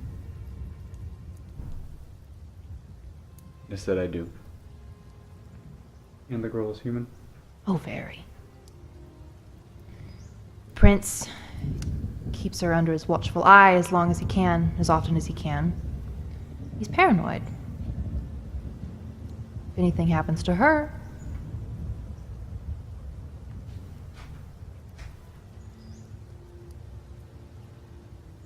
he wants that rock because he thinks there is some chance that the Lich will be able to break the soul bond between him and the girl.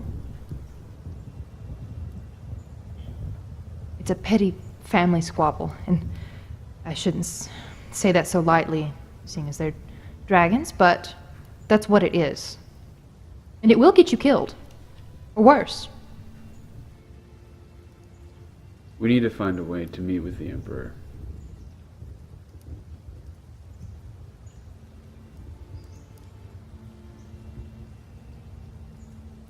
Did you go and see Mentha? You have your documents? We do.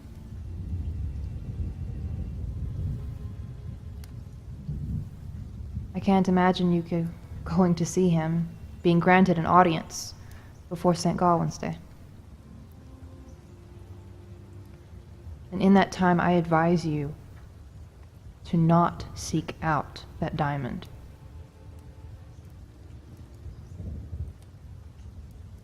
We might have to pretend to.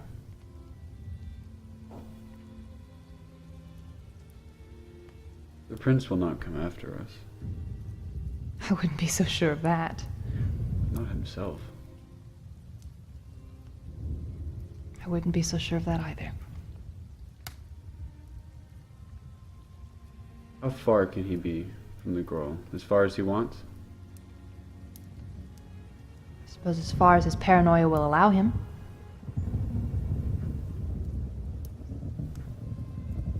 I suppose that is what I'm relying on. Well, I suppose I can't just stay in my house for the next 10 days and a half until Gawain's Day, because Lysander knows that we live there. Aye. But we can make a little to-do of it if you'd like. Make it look like we set up the house and then we leave. What do you mean? He won't go far without the girl. True. But Lysander already came for us once in the city. True. Eccle's eyes widen, and they're trained on you. And she says, "He gave you something. Let me see it." I pull out the divining rod. She holds her tiny little hands out. She takes it, and she runs her hands over it.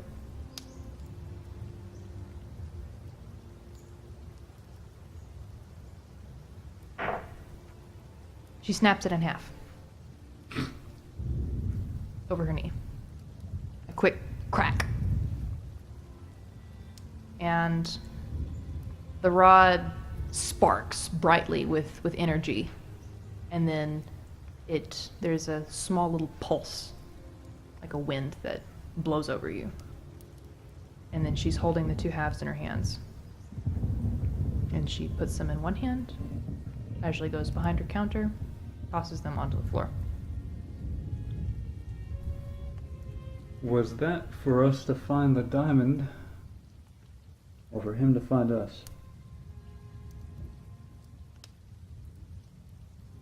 You can't go after the diamond now. And the rod itself is not connected to him. Believe me, I would have seen the thread. Leave Crescent Keep. Very briefly. A season or so. He'll find another group of adventurers. He always does. He's been going after this rock for 3 years now. You wonder why none of them have come back? Whether or not we go in search of this, we are staying. Or at least I am. You're both fools. She doesn't say it with any malice, but more out of sadness.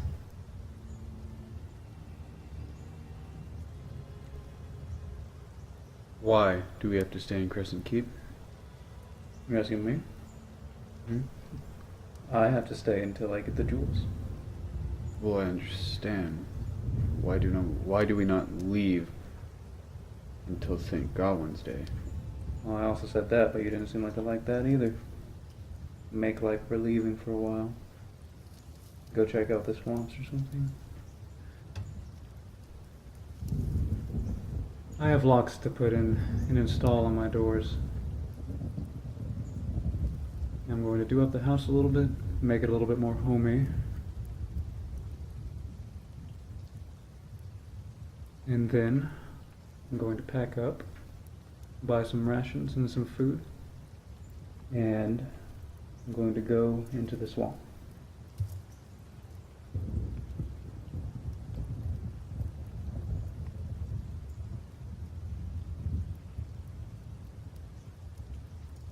If we actually have to wait until St. Godwin's Day, then I suppose that's what we'll do.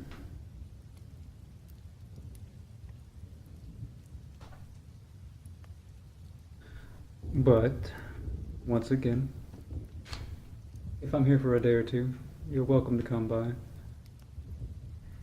You're already an accomplice. I apologize. She reaches out with her tiny little snowy hand as though to take yours. You're not gonna break my hand, are you? Takes your hand and she gestures to do the same to you.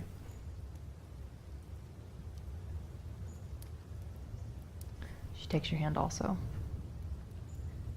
And she says, "Forgive me." You both feel a really, really intense squeeze, and then the world is whirling around you. She broke my hand. The world is whirling around you in color and sound, and your first instinct really is to let go of her. But it feels as though you're not standing on anything. You feel as though if you were to let go, then you'd be flung out into Wherever. God knows where. So Did you get my house when you let your heart in? So the world is whirling around you, sound is screaming in your ears, and the whole time the only thing that stays in place, that is a constant, is Eccle's face, and her eyes are closed. And she looks so serene and peaceful with her hair just sort of floating around her while the whole world spins uncontrollably.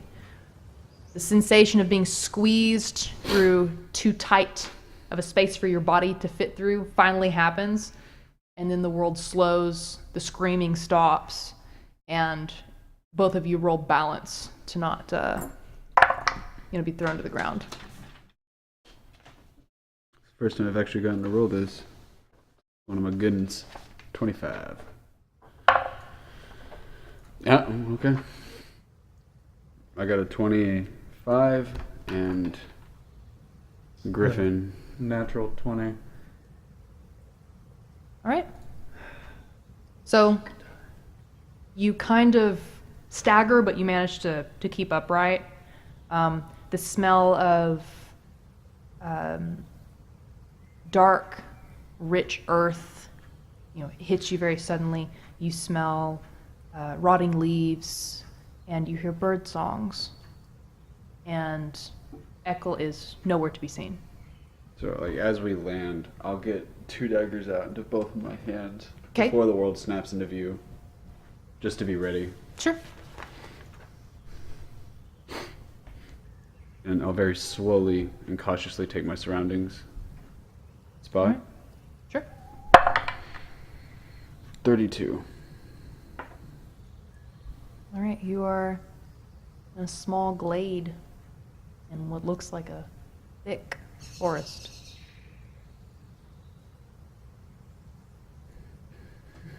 So, You are apparently not the only one who likes to do that. well, I suppose you know that means we're on the right track with the swamp, because she was about to let it go. I think that rock is in the swamp, but that doesn't matter. Not that we'd be able to find it in the swamp anyhow. Does Not now. this look like a forest, or does it look like Shornwood? Try to remember. I remember. Straight intelligence or wisdom? Either way, it's 21. They're both the same modifier. Okay. It's wisdom. That's okay. It's not so much your visible surroundings that reminds you, but the thickness of the air, the literal heaviness of it with primitive energy that makes you realize that you are indeed standing, if not directly inside of it, close to Shornwood. Check my port crystal. You check for it. It is not in your bag or pockets. I'll just pull out like a pouch, and it's empty. We're stuck here. Of course we are. I'm gonna check for my jewelry box. You check for it. You have it on you. I'll just like put my hand on it, but then leave it there. Leave it in the bag. Okay. Just gonna keep my head on a swivel while you check your stuff. Don't worry, Gideon. We're in Shornwood. Of course you know where we are. Can I roll survival to try and get my bearings? North, east, west. Have at it. I'm not sure where in Shornwood. 11. You get a general gist of which is north. But you have no clue. This forest could take really a week and a half to travel through. That way. You just pointed direct. I go this way. You know where we are. That way. I'm gonna... Bluff? I guess I roll bluff. Go I ahead. mean, it's not like I'm... You know what? What? It's the third one. Can I move the camera? Look, I haven't touched it. I promise. You gotta roll natural 20, buddy. I missed it. Damn it. I mean, I still You rolled gained a 20. You over gained a- 25, but I rolled a natural 25. Okay. So, yeah. I nod my head. That way. All right. Sorry. Lead the way. All right. Lead the way, I suppose. My 20 Okay. is not better than my laughter. No, I'm actually very confident, not in the fact that I know where I'm going, but that everything's gonna be okay. We'll get back to my house soon.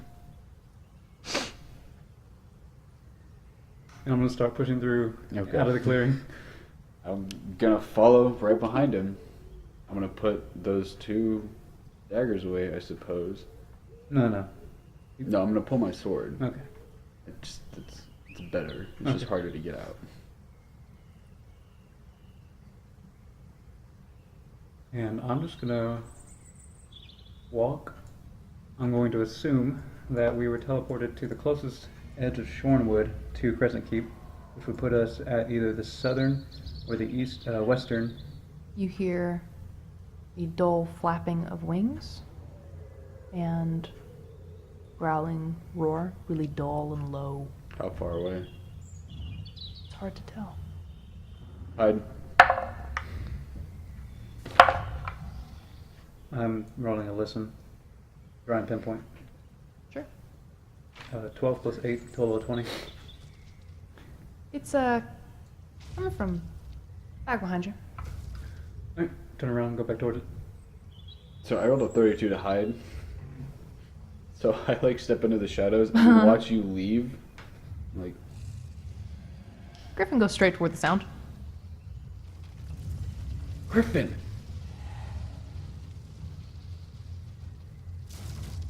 Off you go. You hear trees being, splintered and crunched. You see flocks of birds fly overhead. I'm going to follow, but I still want to stay like behind trees and such, a good distance away. I'm gonna walk back out into the clearing. All right. You walk back out into the clearing. I know you're gonna have Black Dragon skills on you. It doesn't matter. You are. Where are you in relation to him again? He just. But I'm like far behind him, Far keeping behind. an eye on him and following him, Okay. That's all right. trying to stay in cover of some sort. That's okay. It's still like dark though, isn't it? It is. Because it was evening time. Yeah. Like there's no random passage of time. It was just instantaneous. Yeah, it was still dark. instantaneous. Like the sun is almost gone over the horizon. So at this point, the crickets and things would have started. So crickets and things. So I kind of just walk back out in the clearing, and just kind of put my hands on my hips, and, like flip my cloak back, just kind of look around, looking for crushing trees, maybe some giant flapping wings. Paying you no heed, That's if you could pay me. if it makes you feel better.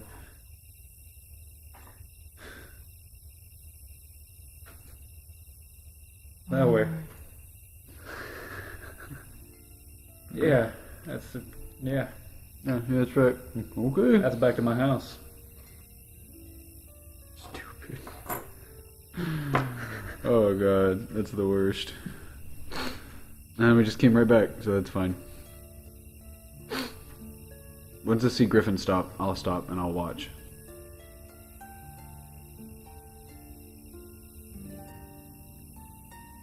I really hope this is who I think it is. Hey, Source new. Just pissed. it's, Undead. it's not Let's start. not funny at all. Start a new one. All right. You go out into the clearing, and other than the lone cry of an owl every now and then, or a loon, everything is still. Slowly walk out towards the middle Okay? and start turning in place. And remind me where you are one more time. So I was behind him. I'm hiding behind a tree, watching, like trying to stay in the shadows, watching Griffin do this. Sure. A voice I mean, out of comes. game, I know exactly what's. A voice comes directly into your ear, over your shoulder, and it's soft and smooth and lilting, and it says, "What are you doing in my forest?" And it's a man's voice. So I'm gonna like take a quick step forward and turn with my sword leveled at whatever that was. Sure. A man stands before you, and he's barefoot. He's wearing long jade-colored silks, and it looks not at all dressed to be wandering around a forest. He might very well be the most beautiful man you've ever seen in your life. He has pale, pale green eyes that, very much like Mirnan Sage's, appear luminescent in the dark, and they light small little lamp-like circles on his face. Long, blonde, curling hair tumbles over his shoulders and down his back, a huge, huge waterfall of curls. He's wearing, looks like gold, rings all over his fingers, lots of emeralds, that sort of thing. He has a circlet, a big emerald set in the center of it. And his silks, not only is he not really dressed for wandering around the forest, but doesn't seem really dressed for being out at all, because he's not wearing anything beneath the silk robe. I mean, other than, another white silk robe to offset all the pretty greens he has going on. I mean, he looks like he should be in a bathhouse. Minus all the rings. I just keep my sword leveled in his direction and slowly circle back towards Griffin. Sure. The man smiles at you all the while you do this. And then he walks toward you. So do I see him back into the clearing? Yeah, you hear him, and when you turn around, he's got like his back to you, and he's moving away from a tall, blonde, beautiful, familiar figure stepping out of the tree line. I expected a bigger entrance. It's nighttime. You should be quiet. Don't.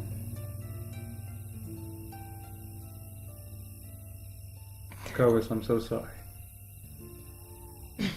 He sort of clears his throat and adjusts his robes, and then he glances at Gideon as though...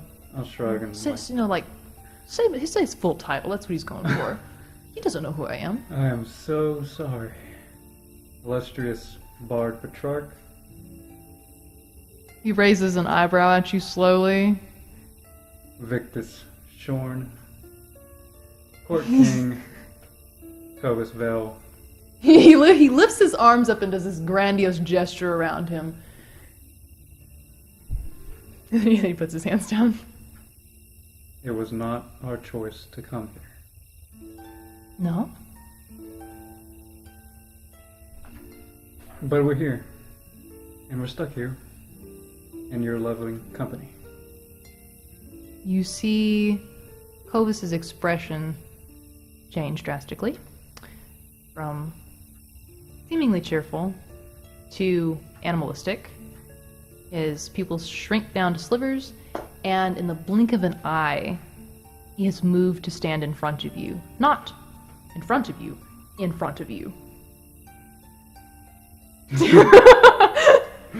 Do you still have your sword out like this? Yeah, I have my sword out like this. Oh, good. Well, then he's very easily... Just here? No, he's batted aside. And is standing with, nose to nose with you. His nose is touching yours. I guess I would reflexively back away. He grabs the front of your shirt. Or your cuirass. Hooks his fingers in it. And yanks me forward. He yanks you forward. I go for a dagger on my wrist. Alright, that's totally fine. You feel something rough and scaly wrap around your wrist. And then my sword hand. And then your sword hand, which is... Over he's got here. out here. Oh, he's holding it? Yeah. There is a jade-colored, scaly tail wrapped around your wrist.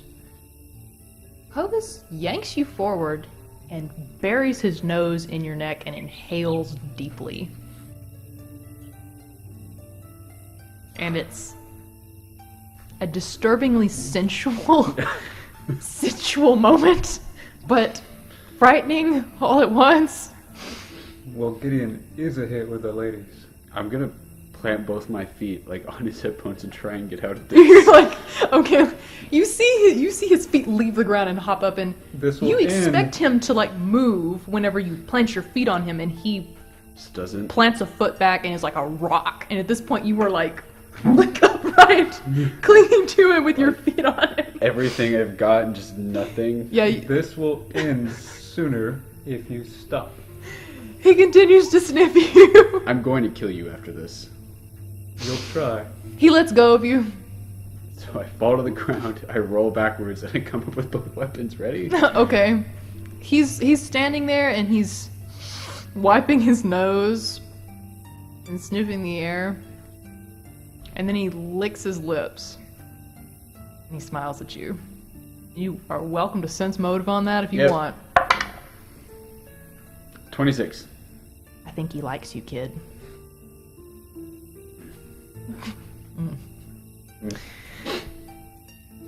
You managed to get Kovis's attention.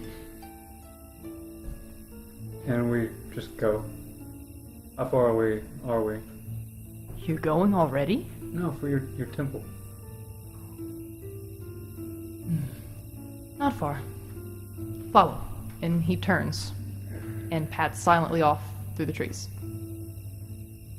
A very pointed look.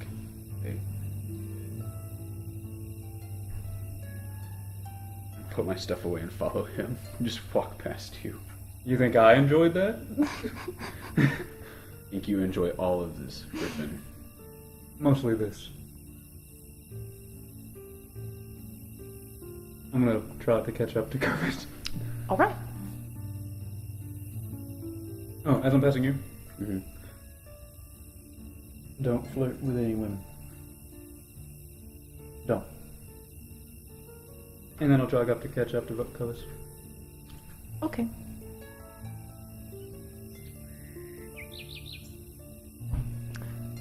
Just a moment. This has been a very long day.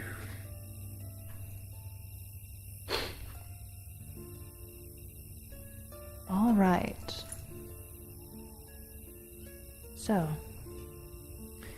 you are headed through the trees, and as you pass along, you hear a little chirping sound behind you. And if you look, there are tiny creatures following you. What? The tops of their heads glow, and they have human-esque little bodies, but they're tiny. I mean, Oh, okay. Itty bitty. If something like man No, no, size no. like look like that came after. No. they're very small. Okay. Very small. Make sure both my hands are on camera. And they are following you, and when you turn around to look at them, they start and chirp, and then quickly use their little pinch your arms to burrow into the ground. But you can still see a slight glow pulsing through the dirt.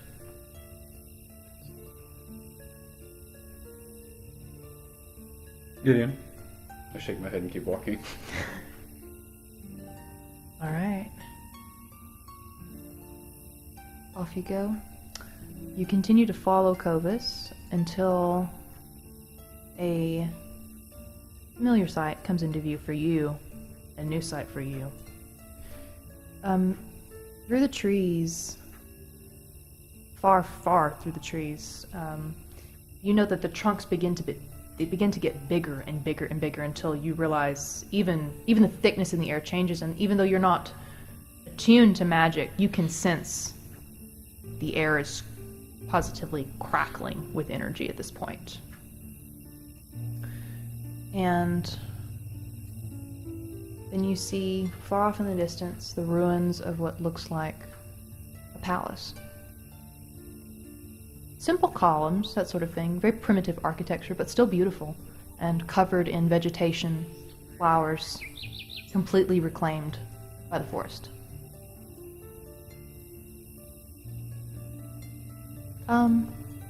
Griffin, will you roll listen for me? Okay. Also, what was the name of the prince that Ekel said just a moment ago? Prince Ezra. Go and get that down. My listen was a 16 plus 8.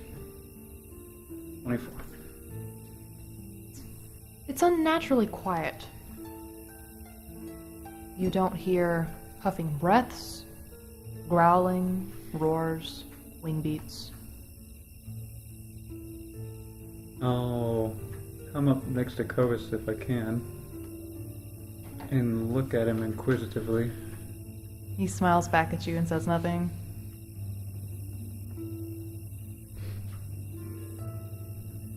Things aren't going very well. Or you, maybe. Well, yes, of course. I know they're going well for you. He continues to walk. We're starting up the steps, right? You are. Winding steps that are half in ruin and crumbled, and it is a long way down. So, don't fall. What you doing, buddy? I'm walking on in inquisitive silence.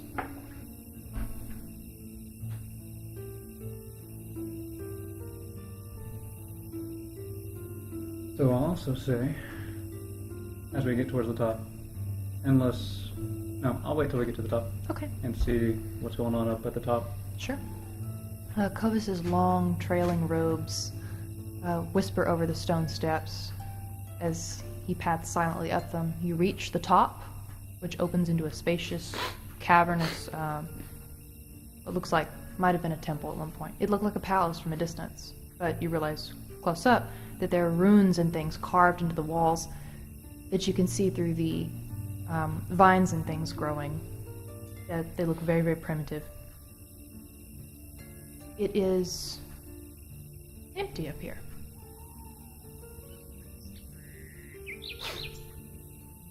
Kovis, Yes, Griffin, and he's ahead of you. I mean, a good ways ahead of you. he's going inside. Yes, he's walking on back. I look back at you. There are halls that lead off to different, further into this temple. Kovis, and then I'll try to go catch up to him. He continues to go. Do you follow? Slowly. Okay. I don't know if I need to say this, but you feel uncomfortable. Maybe I should tell you that. You continue on. I hate all the places you take me. Never take me anywhere nice. Kovis has entered another cavernous room where there are ruined pieces of furniture. Most of them are very old, crumbled stone structures that look like they've been physically gouged with claws or something to resemble chairs and sofas and that sort of thing. Does he stop in here, or does he keep going? He stops in here and he goes over to that big ruin of a throne that you recognize from last time.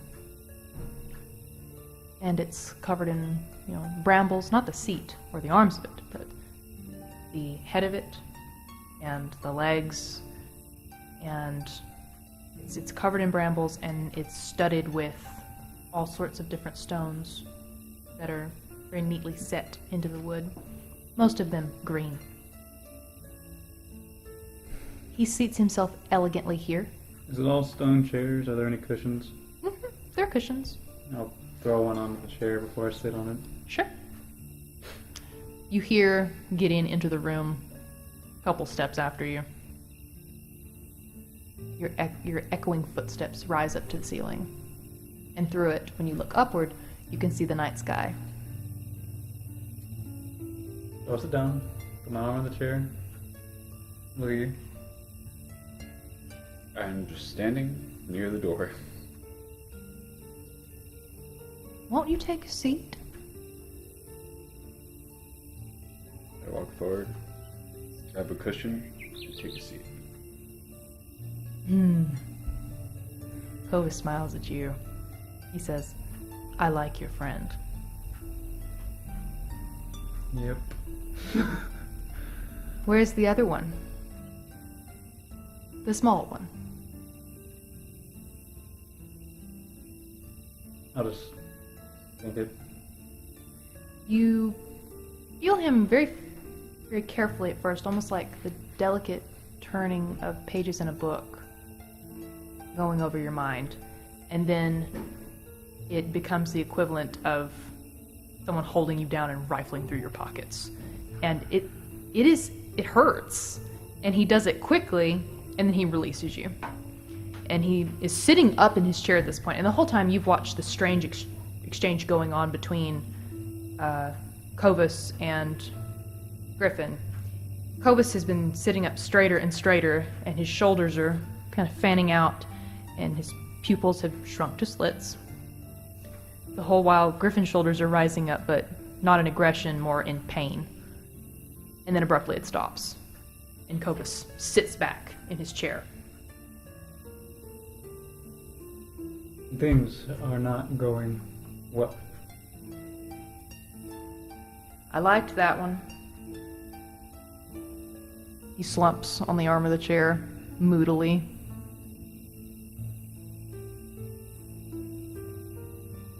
Prince got to us first. The prince? Tell me of this prince. Didn't you already know? I want to hear it from you. Tell me what you know.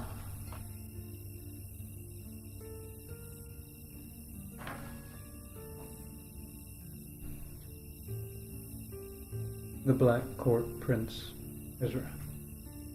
Ezra. Go on. He has tasked us.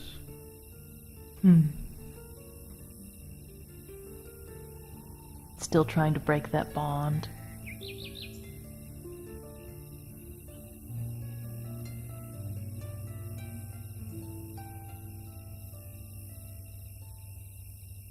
What will make Baktim, Court King Baktim, come for us? You needn't title him in front of me, Griffin. And he sort of rubs his temples as though I never know. in mock having a headache. He says, remind me exactly what it is you want from him that I couldn't give you. I don't know if I should tell you. You'll want them from me. Oh, Griffin, don't be that way. I can always just look and take it for myself. Yes, you can. So why not just tell me? I forgot to write down that crown again. I have the rock. Algrenon's crown? I spell that Algrenon. Algrennon.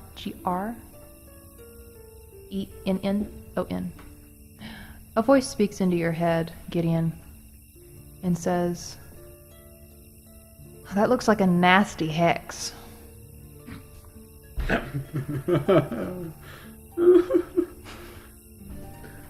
I'll snap my eyes to him. He's looking at Griffin, but then he coyly kind of cuts his eyes at you.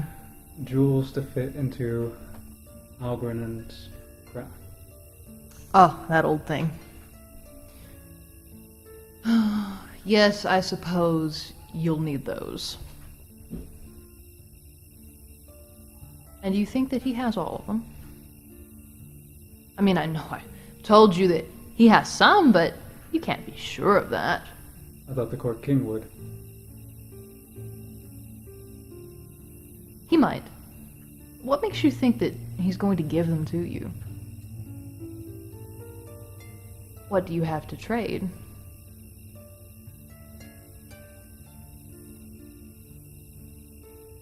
We have a few things.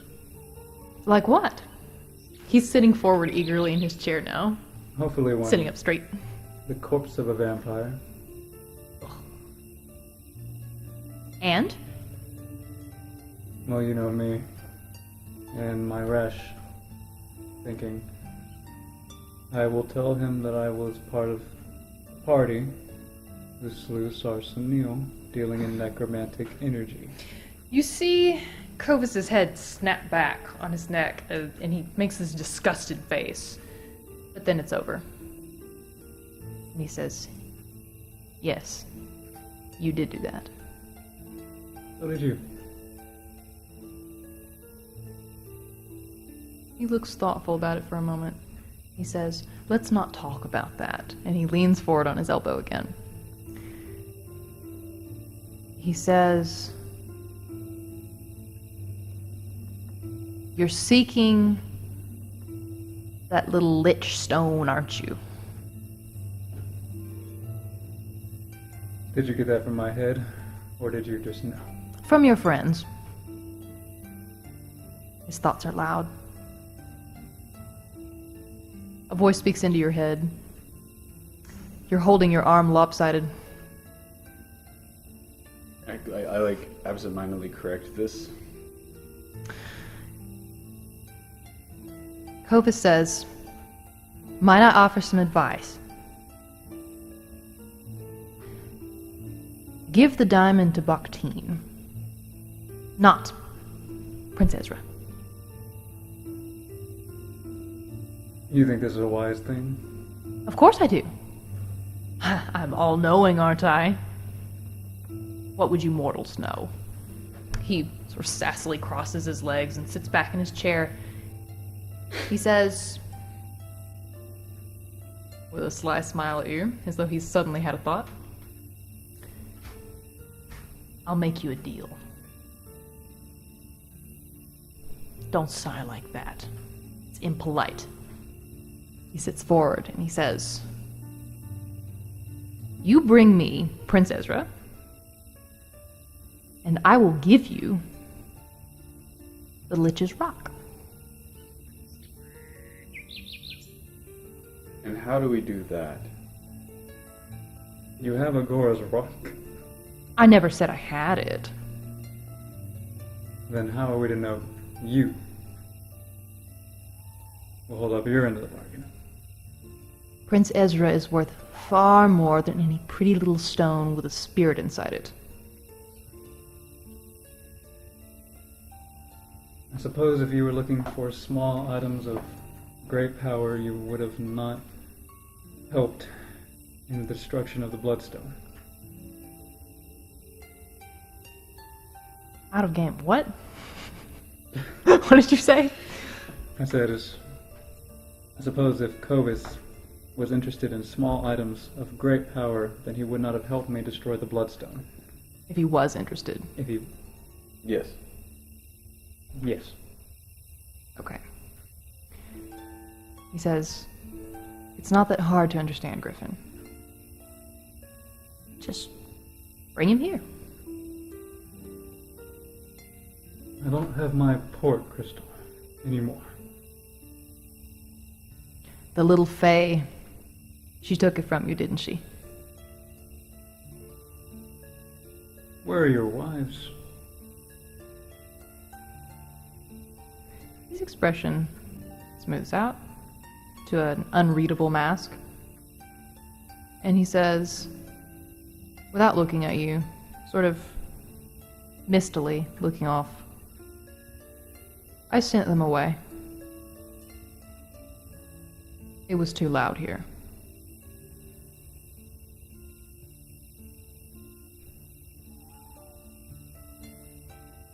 He So you want the prince? He raises his eyes to you as you say this. He says, yes, I do. But you mustn't just bring him to me. You want the girl too? Yes. Very much so.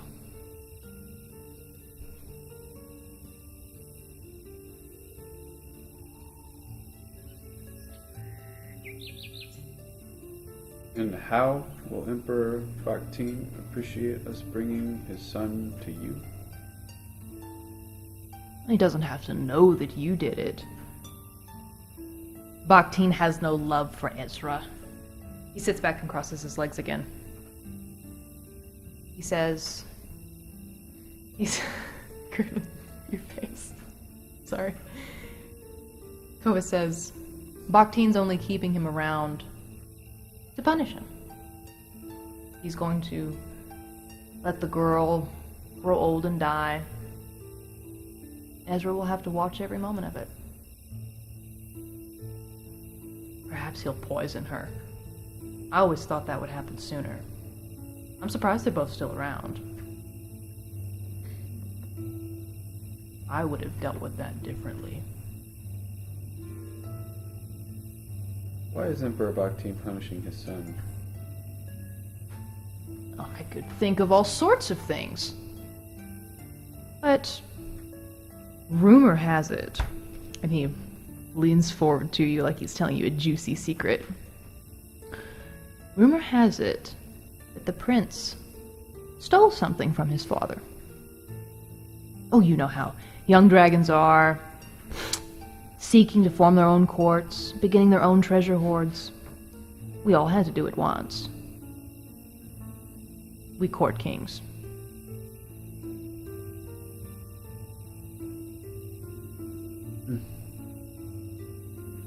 A voice, Pilvis's voice speaks into your head again, and it says, I can fix that, you know.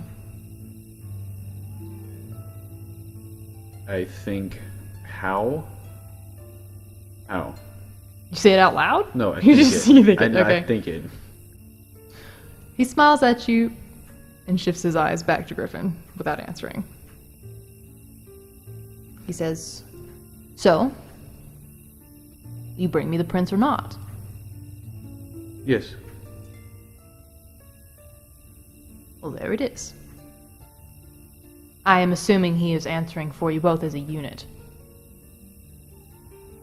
Correct me if I'm wrong, Griffin. No, that's fine. You'll just need to point us back to Crescent Keep. And perhaps along the way, do you recall when you first left the forest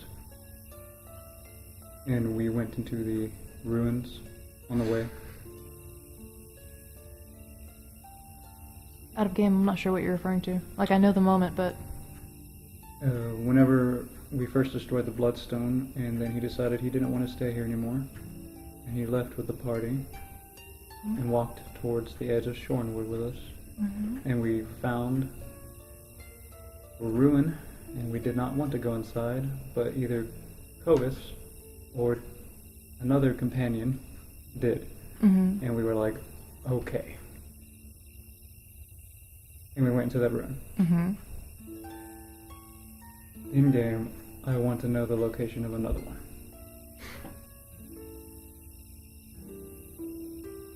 What do you have to trade?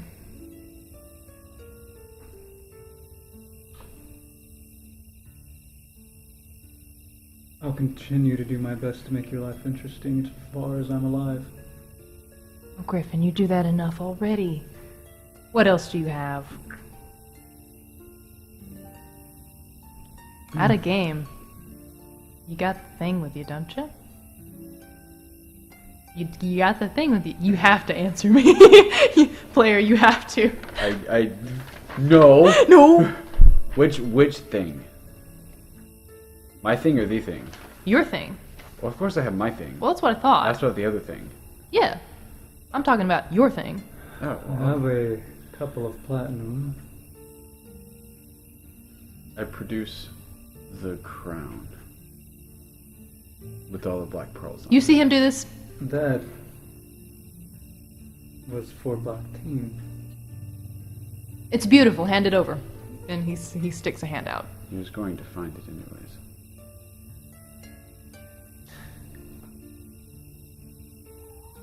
Are you coming up to like pass it over? You get up and go over there. He's not gonna get. No, I forget. up? I forget that like. Oh, the no. distance. Okay, Yeah. okay. So I stand up and I walk over, and I hold out the crown. Okay. He all but snatches it from you. And he runs it over in his hands and like runs his nose over every inch of it. And his pupils are, shrunk down to little slivers. And you note, now that you're briefly up close to him again, that his skin has a strange iridescent shimmer to it. And when the moonlight passes over through the clouds, it's sort of sparkling, and it's a pale jade color. Didn't the young white dragon that I met have the same shimmer to him? To his scales, maybe, but not to his skin in human form. Okay. He was just like Really the same, white. almost the same color as Eccles' skin, like really, really white. Okay. He takes the crown, and puts it on his head over the headdress he's already wearing. It clashes with your complexion. He's looking at it. He takes it off again. He tosses it behind him, and it clangs as it rolls back there. And he says, "I'll save it for the prince."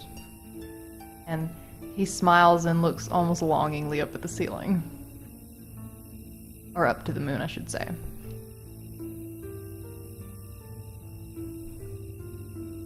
Then a ruin. Oh, is that what you were trading that for? I lift my chin a little bit as like, Fine. I'll lead you to it. I'm not going to push you into a hole if that's what you're thinking. He stands up. Because I'm not a dainty little woman. No, but if you could bring someone around, I wouldn't mind it. He walks around you. oh, this is getting so awful traveling with you. Do you say that out loud? No. No. I follow. You follow. So, off you go. And he leads you through the forest, and eventually he stops. And he says, "It's a fair distance off, and I wouldn't want to ruin my robes." I'll back away from him. Okay. I back away as well after I see Griffin do it. His form begins to shimmer, that sort of iridescent sparkle that you saw in the moonlight. It gets brighter, and then his form is lit all over with the pale jade light. And then, just like Roash's form, when he transformed from human to dragon, the light swirls and becomes almost unbearably bright and spreads, and you can hear heavy footsteps suddenly crunching down on leaves and branches and things, and then you hear heavy, deep breathing, and the light flashes out and is gone. And in front of you is a dragon. I haven't seen this one yet.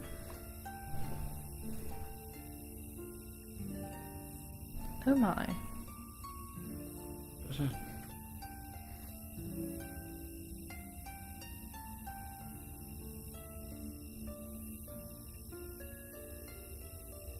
Oh my god. That's... The dragon before you is massive. About almost twice the size of Roash. Trees are bowing out and bending, and some of them are broken to accommodate him in this small space. He cranes his long neck down to you until his head is, right in front of you. And I mean, his head is as wide as you both are, standing shoulder to shoulder. And he blinks slowly, one eye to the other. And it's those pale jade-colored eyes. Not doing that again. I'm not getting in your mouth. The eyes sort of wrinkle up as though in amusement, and a waft of hot air kind of gusts over you as he exhales, and in a booming voice that echoes sharply through your mind, he says, "Not in my mouth. On top." And he lowers his head to the ground, and his whole body kind of bows downward. I'll try and jump up and take a head. Okay, jump up, grab one of those. You got your gloves on, right? Mm-hmm. Because those ridges are sharp. Yep. You have gloves on, don't you? Okay, good. Okay, Griffin is hopping up onto the back of this dragon. MBD.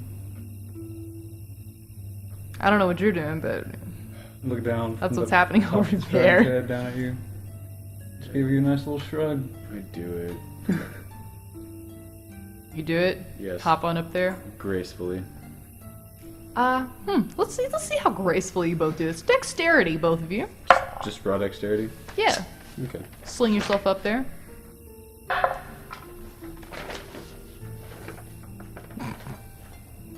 A total of 7, Okay. I think. The last time you hopped up onto a dragon's back was a long, long, long time ago. Is that a 1?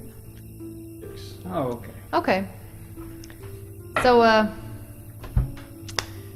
you forget just how sharp those ridges are as you jump up, and you grip one a little too tightly, and you hear your glove. The tearing of it. It does not cut all the way through and, cut your fingers off, but you realize that it's torn your glove. You haul yourself up and realize there's a huge gash right across all of the fingers and down into the palm. You,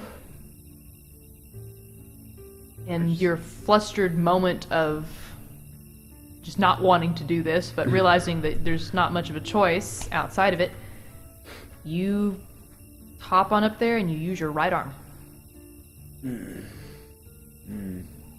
And you forget, you focus on using both to pull yourself up there, but you really heavily rely on your right arm once you're up there to balance yourself, and you forget how hard you worked it. And it almost gives, and you almost just slide right off the other side and tumble onto the ground. You manage to barely catch yourself, and you do it grabbing the back of Griffin's cuirass to keep from falling off. What?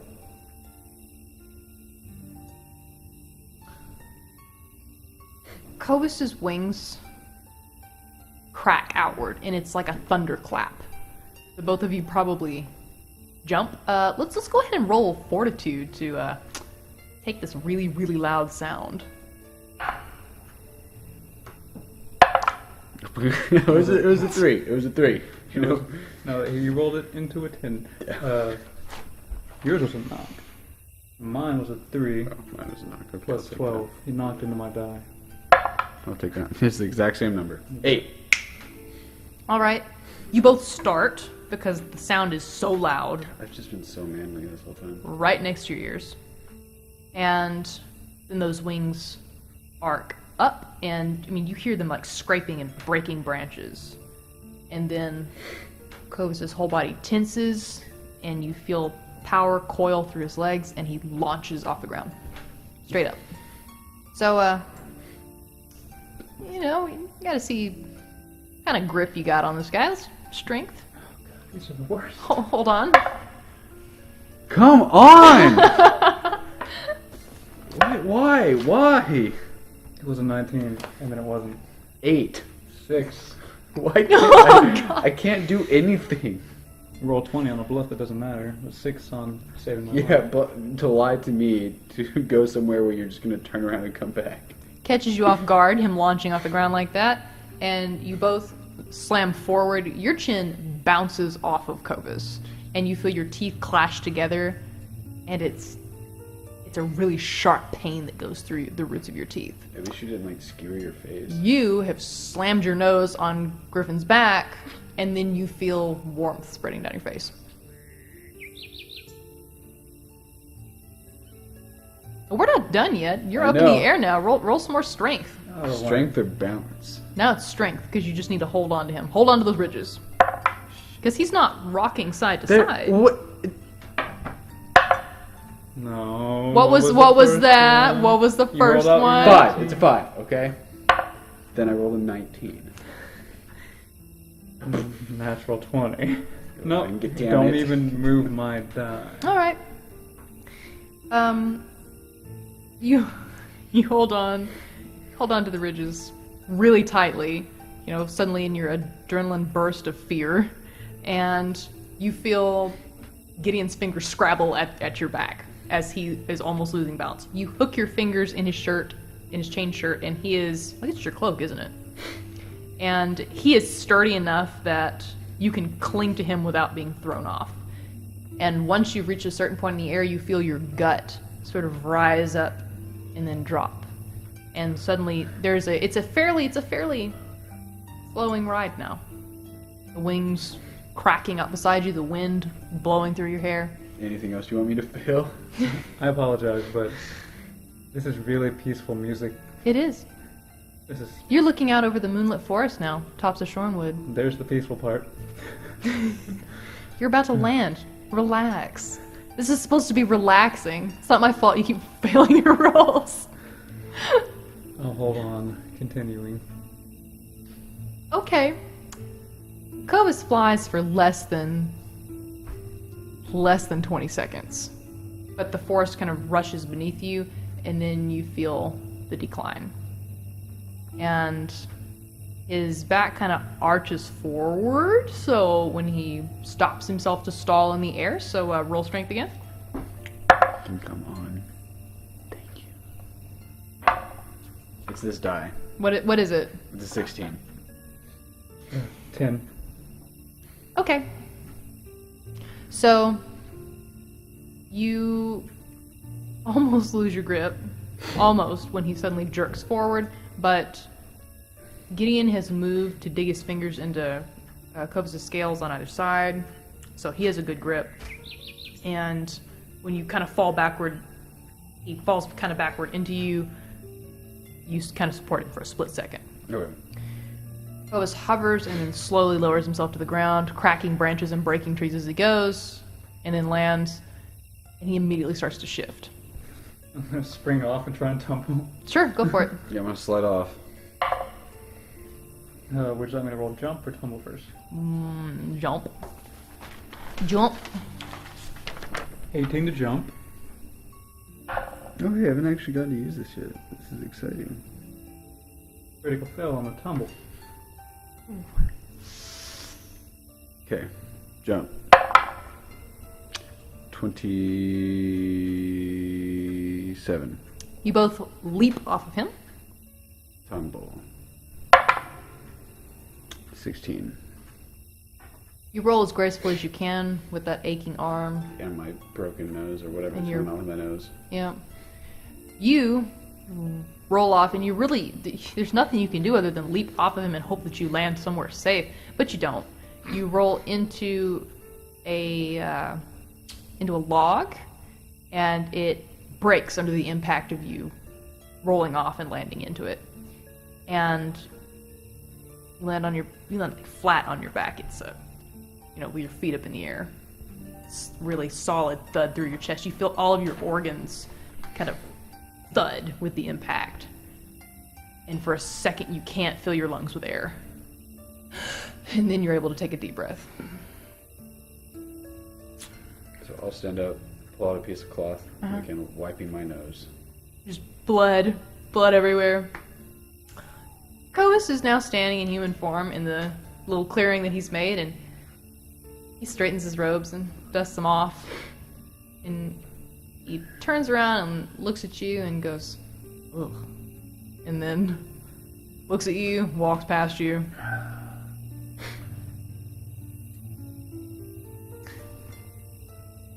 He looks up. There's a fair-sized temple in front of you. It's in the same style as the one that Cobus has taken up residence in, but smaller.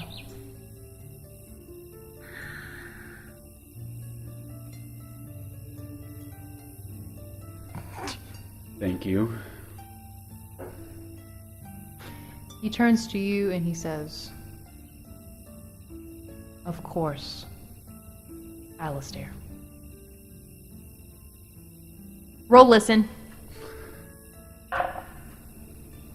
A total of 18. Your face. Listen. You hear this very clearly.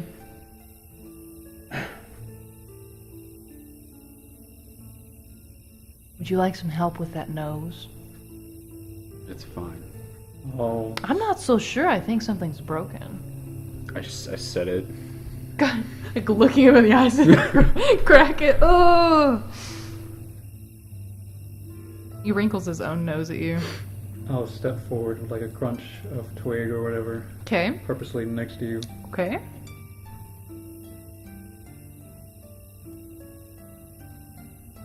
What was that? Here's the temple, and he gestures, and his long, big billowy sleeved robe kind of flutters briefly. I picked it clean of all the things that I would find of value. But maybe you'll find something in there. You and your friend.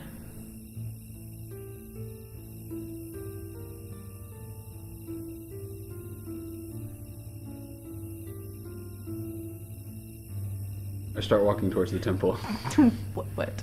You, of anyone, would be the most willing to tell me. Every dragon has taken an interest in my companion, and he won't tell me why. Is he a danger? A danger? Define danger. Griffin, from what I've seen, and do take this as a compliment, you seem to be able to take care of yourself. Not worried about me from him. He seemed to have pissed off the last 2 dragons. Well, I can't imagine why. That's what I want to know. I didn't pinch off. Don't worry about He's it. trying to defend himself. No, I'm away from it. I'm walking towards the temple. I'm obviously listening, but Kovis says, your friend has magic in him, rare magic. Some of us find it distasteful. Others, interesting.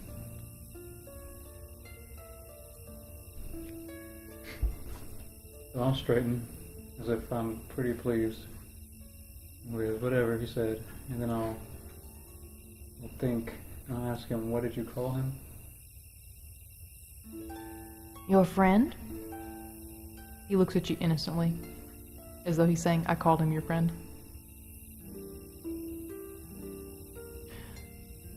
You will call when you're finished, won't you? My temple's a little empty at the moment. I would save the company, as I'm sure you would. If I live through this, I'll come back. If you live through what? This temple? The last one, never mind.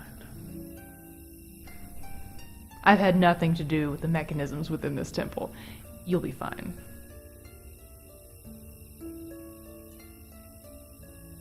I'll walk away. Okay. He stands in the clearing watching you go. I'm waiting for you at the bottom of the steps. I'll just give you a look up and down, and then go up the stairs. You're heading up the stairs. So, lots of various hallways, rooms, chambers. It's fairly complex. And we just are able to walk through it. Nothing going on. You do find some I mean, things. in the beginning, I'll be moving silently and Sure. like, oh, dungeon crawl mode. Okay. And then the more and more there's nothing,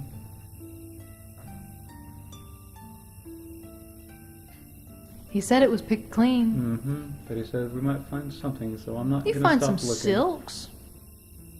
There's some silks. Some old furniture, runes carved into it. You do find one thing. You find a set of rune stones in a small cloth bag. And they could be very valuable to the right person.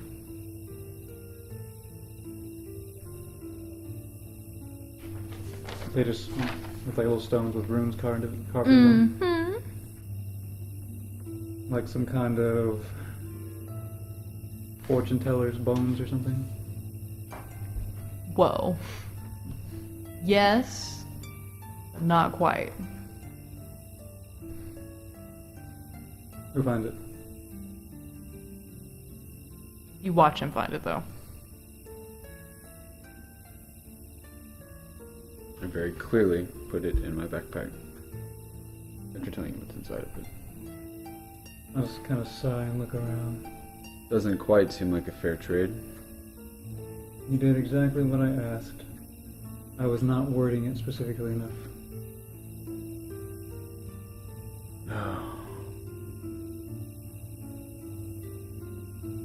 I'm gonna go back through and look for hidden doors or anything. Have at it. Go ahead. Okay, this is gonna be one of those situations. I rolled a natural 20 to find any doors that exist, but if they don't exist, this is a waste.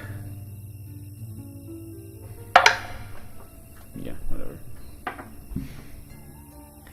You search the temple,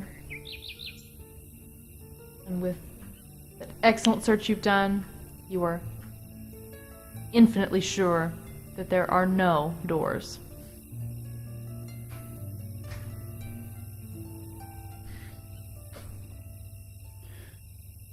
I'm gonna stomp out of the temple. Stomp out of the temple. Did you take any of those silks with you? Yeah. Yeah. Take the silks and take the rune stones. Is he still out there or did he leave? You don't see him when you go out there. Which way did he fly from the temple? His temple? You're not sure. You were jerked around so badly in the air that you're not really sure. Spot For him. sure? 21. You don't see him. Which direction are the tops of the trees crushed? That away. You smart. So Smart boy. You. his temple is that way. Okay. I apologize, Gideon. I don't know where, in relation, the temple is inside of the forest. How much emphasis do you put on his name? Enough. Do you pick up on it? I squinted my eyes. Okay. But the temple's that way. And I guess I'm gonna start walking. Okay. I will also begin walking that way. Sure. You don't call for him? Nothing like that? Nope. Okay. With your pretty silk draped around your shoulder? Yep. Okay. Just gonna walk through the forest now, I suppose. You do. I might step on a couple twigs in the beginning because I'm upset, but I'll go back and try and move silently if you let me. Okay. 26 to adjust my stepping. All right. You step quietly. You can move silently. Can't have one of us trouncing around. Only me.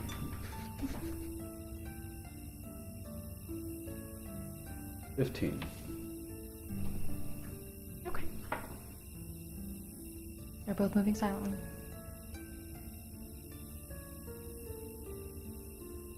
Back towards the temple. Yeah, I don't think I have any conversation to you, unless anything gets in my way. It would also defeat the purpose of moving silently. All the way back. It's been an hour making your way through the trees and stuff before anything even looks familiar. And then you are back at the long winding staircase. Okay, so I'm going to stand at the bottom and start turning in circles and doing my best to remember how I approached this temple the very first time I ever got here. Oh yeah? You're gonna leave? Is that what you're doing? I'm going to try. Okay. No, I told him I'd come back. I'm a man of my word. Yes, you are. I'll start going back up. Oh. If only because, and I'll call back, I'm afraid I'll get us more lost. This forest goes on for leagues and leagues. That it does. I thought you knew where you were going before. To the temple. Mm-hmm. I'll follow you up the stairs. Right. You're going back up the stairs. Clovis is there, at the top of the stairs, sitting like he's waiting for you.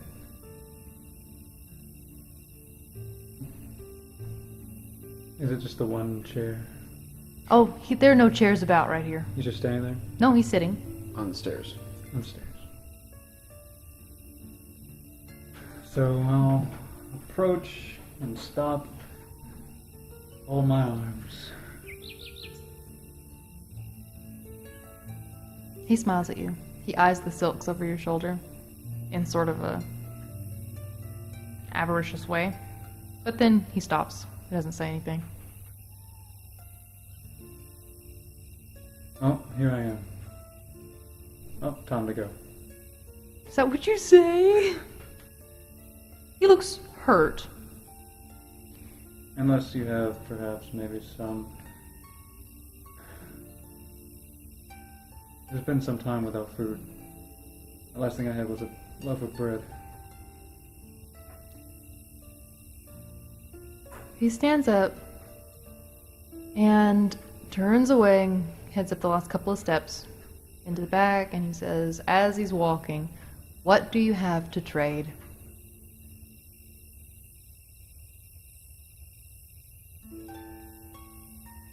I'll hunt for it myself. He looks distastefully over his shoulder and says, "I was jesting, Griffin." He turns a corner. You have a vile sense of humor. So, if you follow him, he has actually gathered up roots and berries and all sorts of things. And there are lots of twigs and leaves and stuff in all of this, and dirt, as though he was not in human form when he did it. He just sort of got all this stuff and brought it back. But here it is. It's a fair assortment of things. Can I roll survival? Pick over the roots and stuff. Sure. Things that I might find most filling.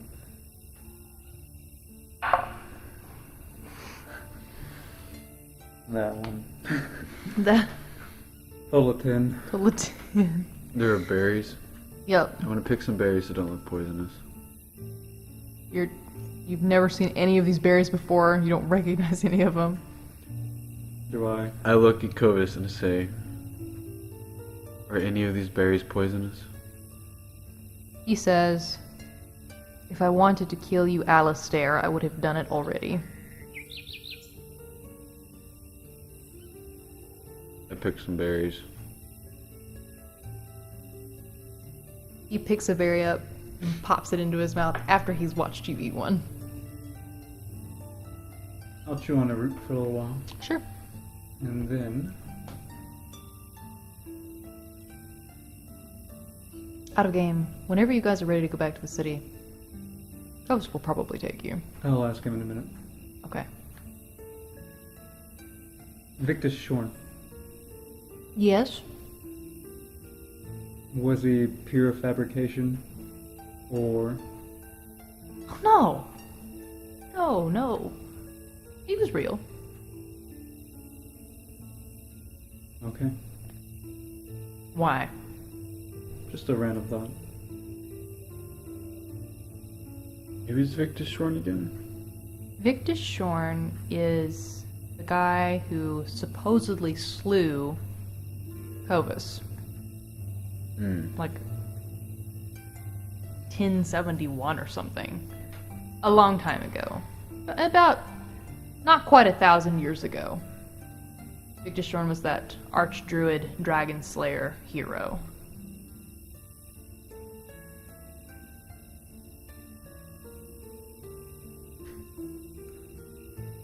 You guys want to cut it? And we'll go to break for a while? I was just going to say that we should head back to the city. Okay. We are 20 minutes shy, but I think this is a good place to break for now. Okay. Oh boy. Alright guys, thank you for watching. We will be back at, what time exactly? 6:15. 6:15? I believe slideshow goes live 6:15. We go live. 6:30. Yes. We will be back at 6:30. You can watch the slideshow for a little bit before that if you like. Real quick. Yeah, what is it? Who's all going to get food? Because I can stay for just a little bit. I can check Twitch alerts. Sure. Chat room. We'll see you guys in a little bit.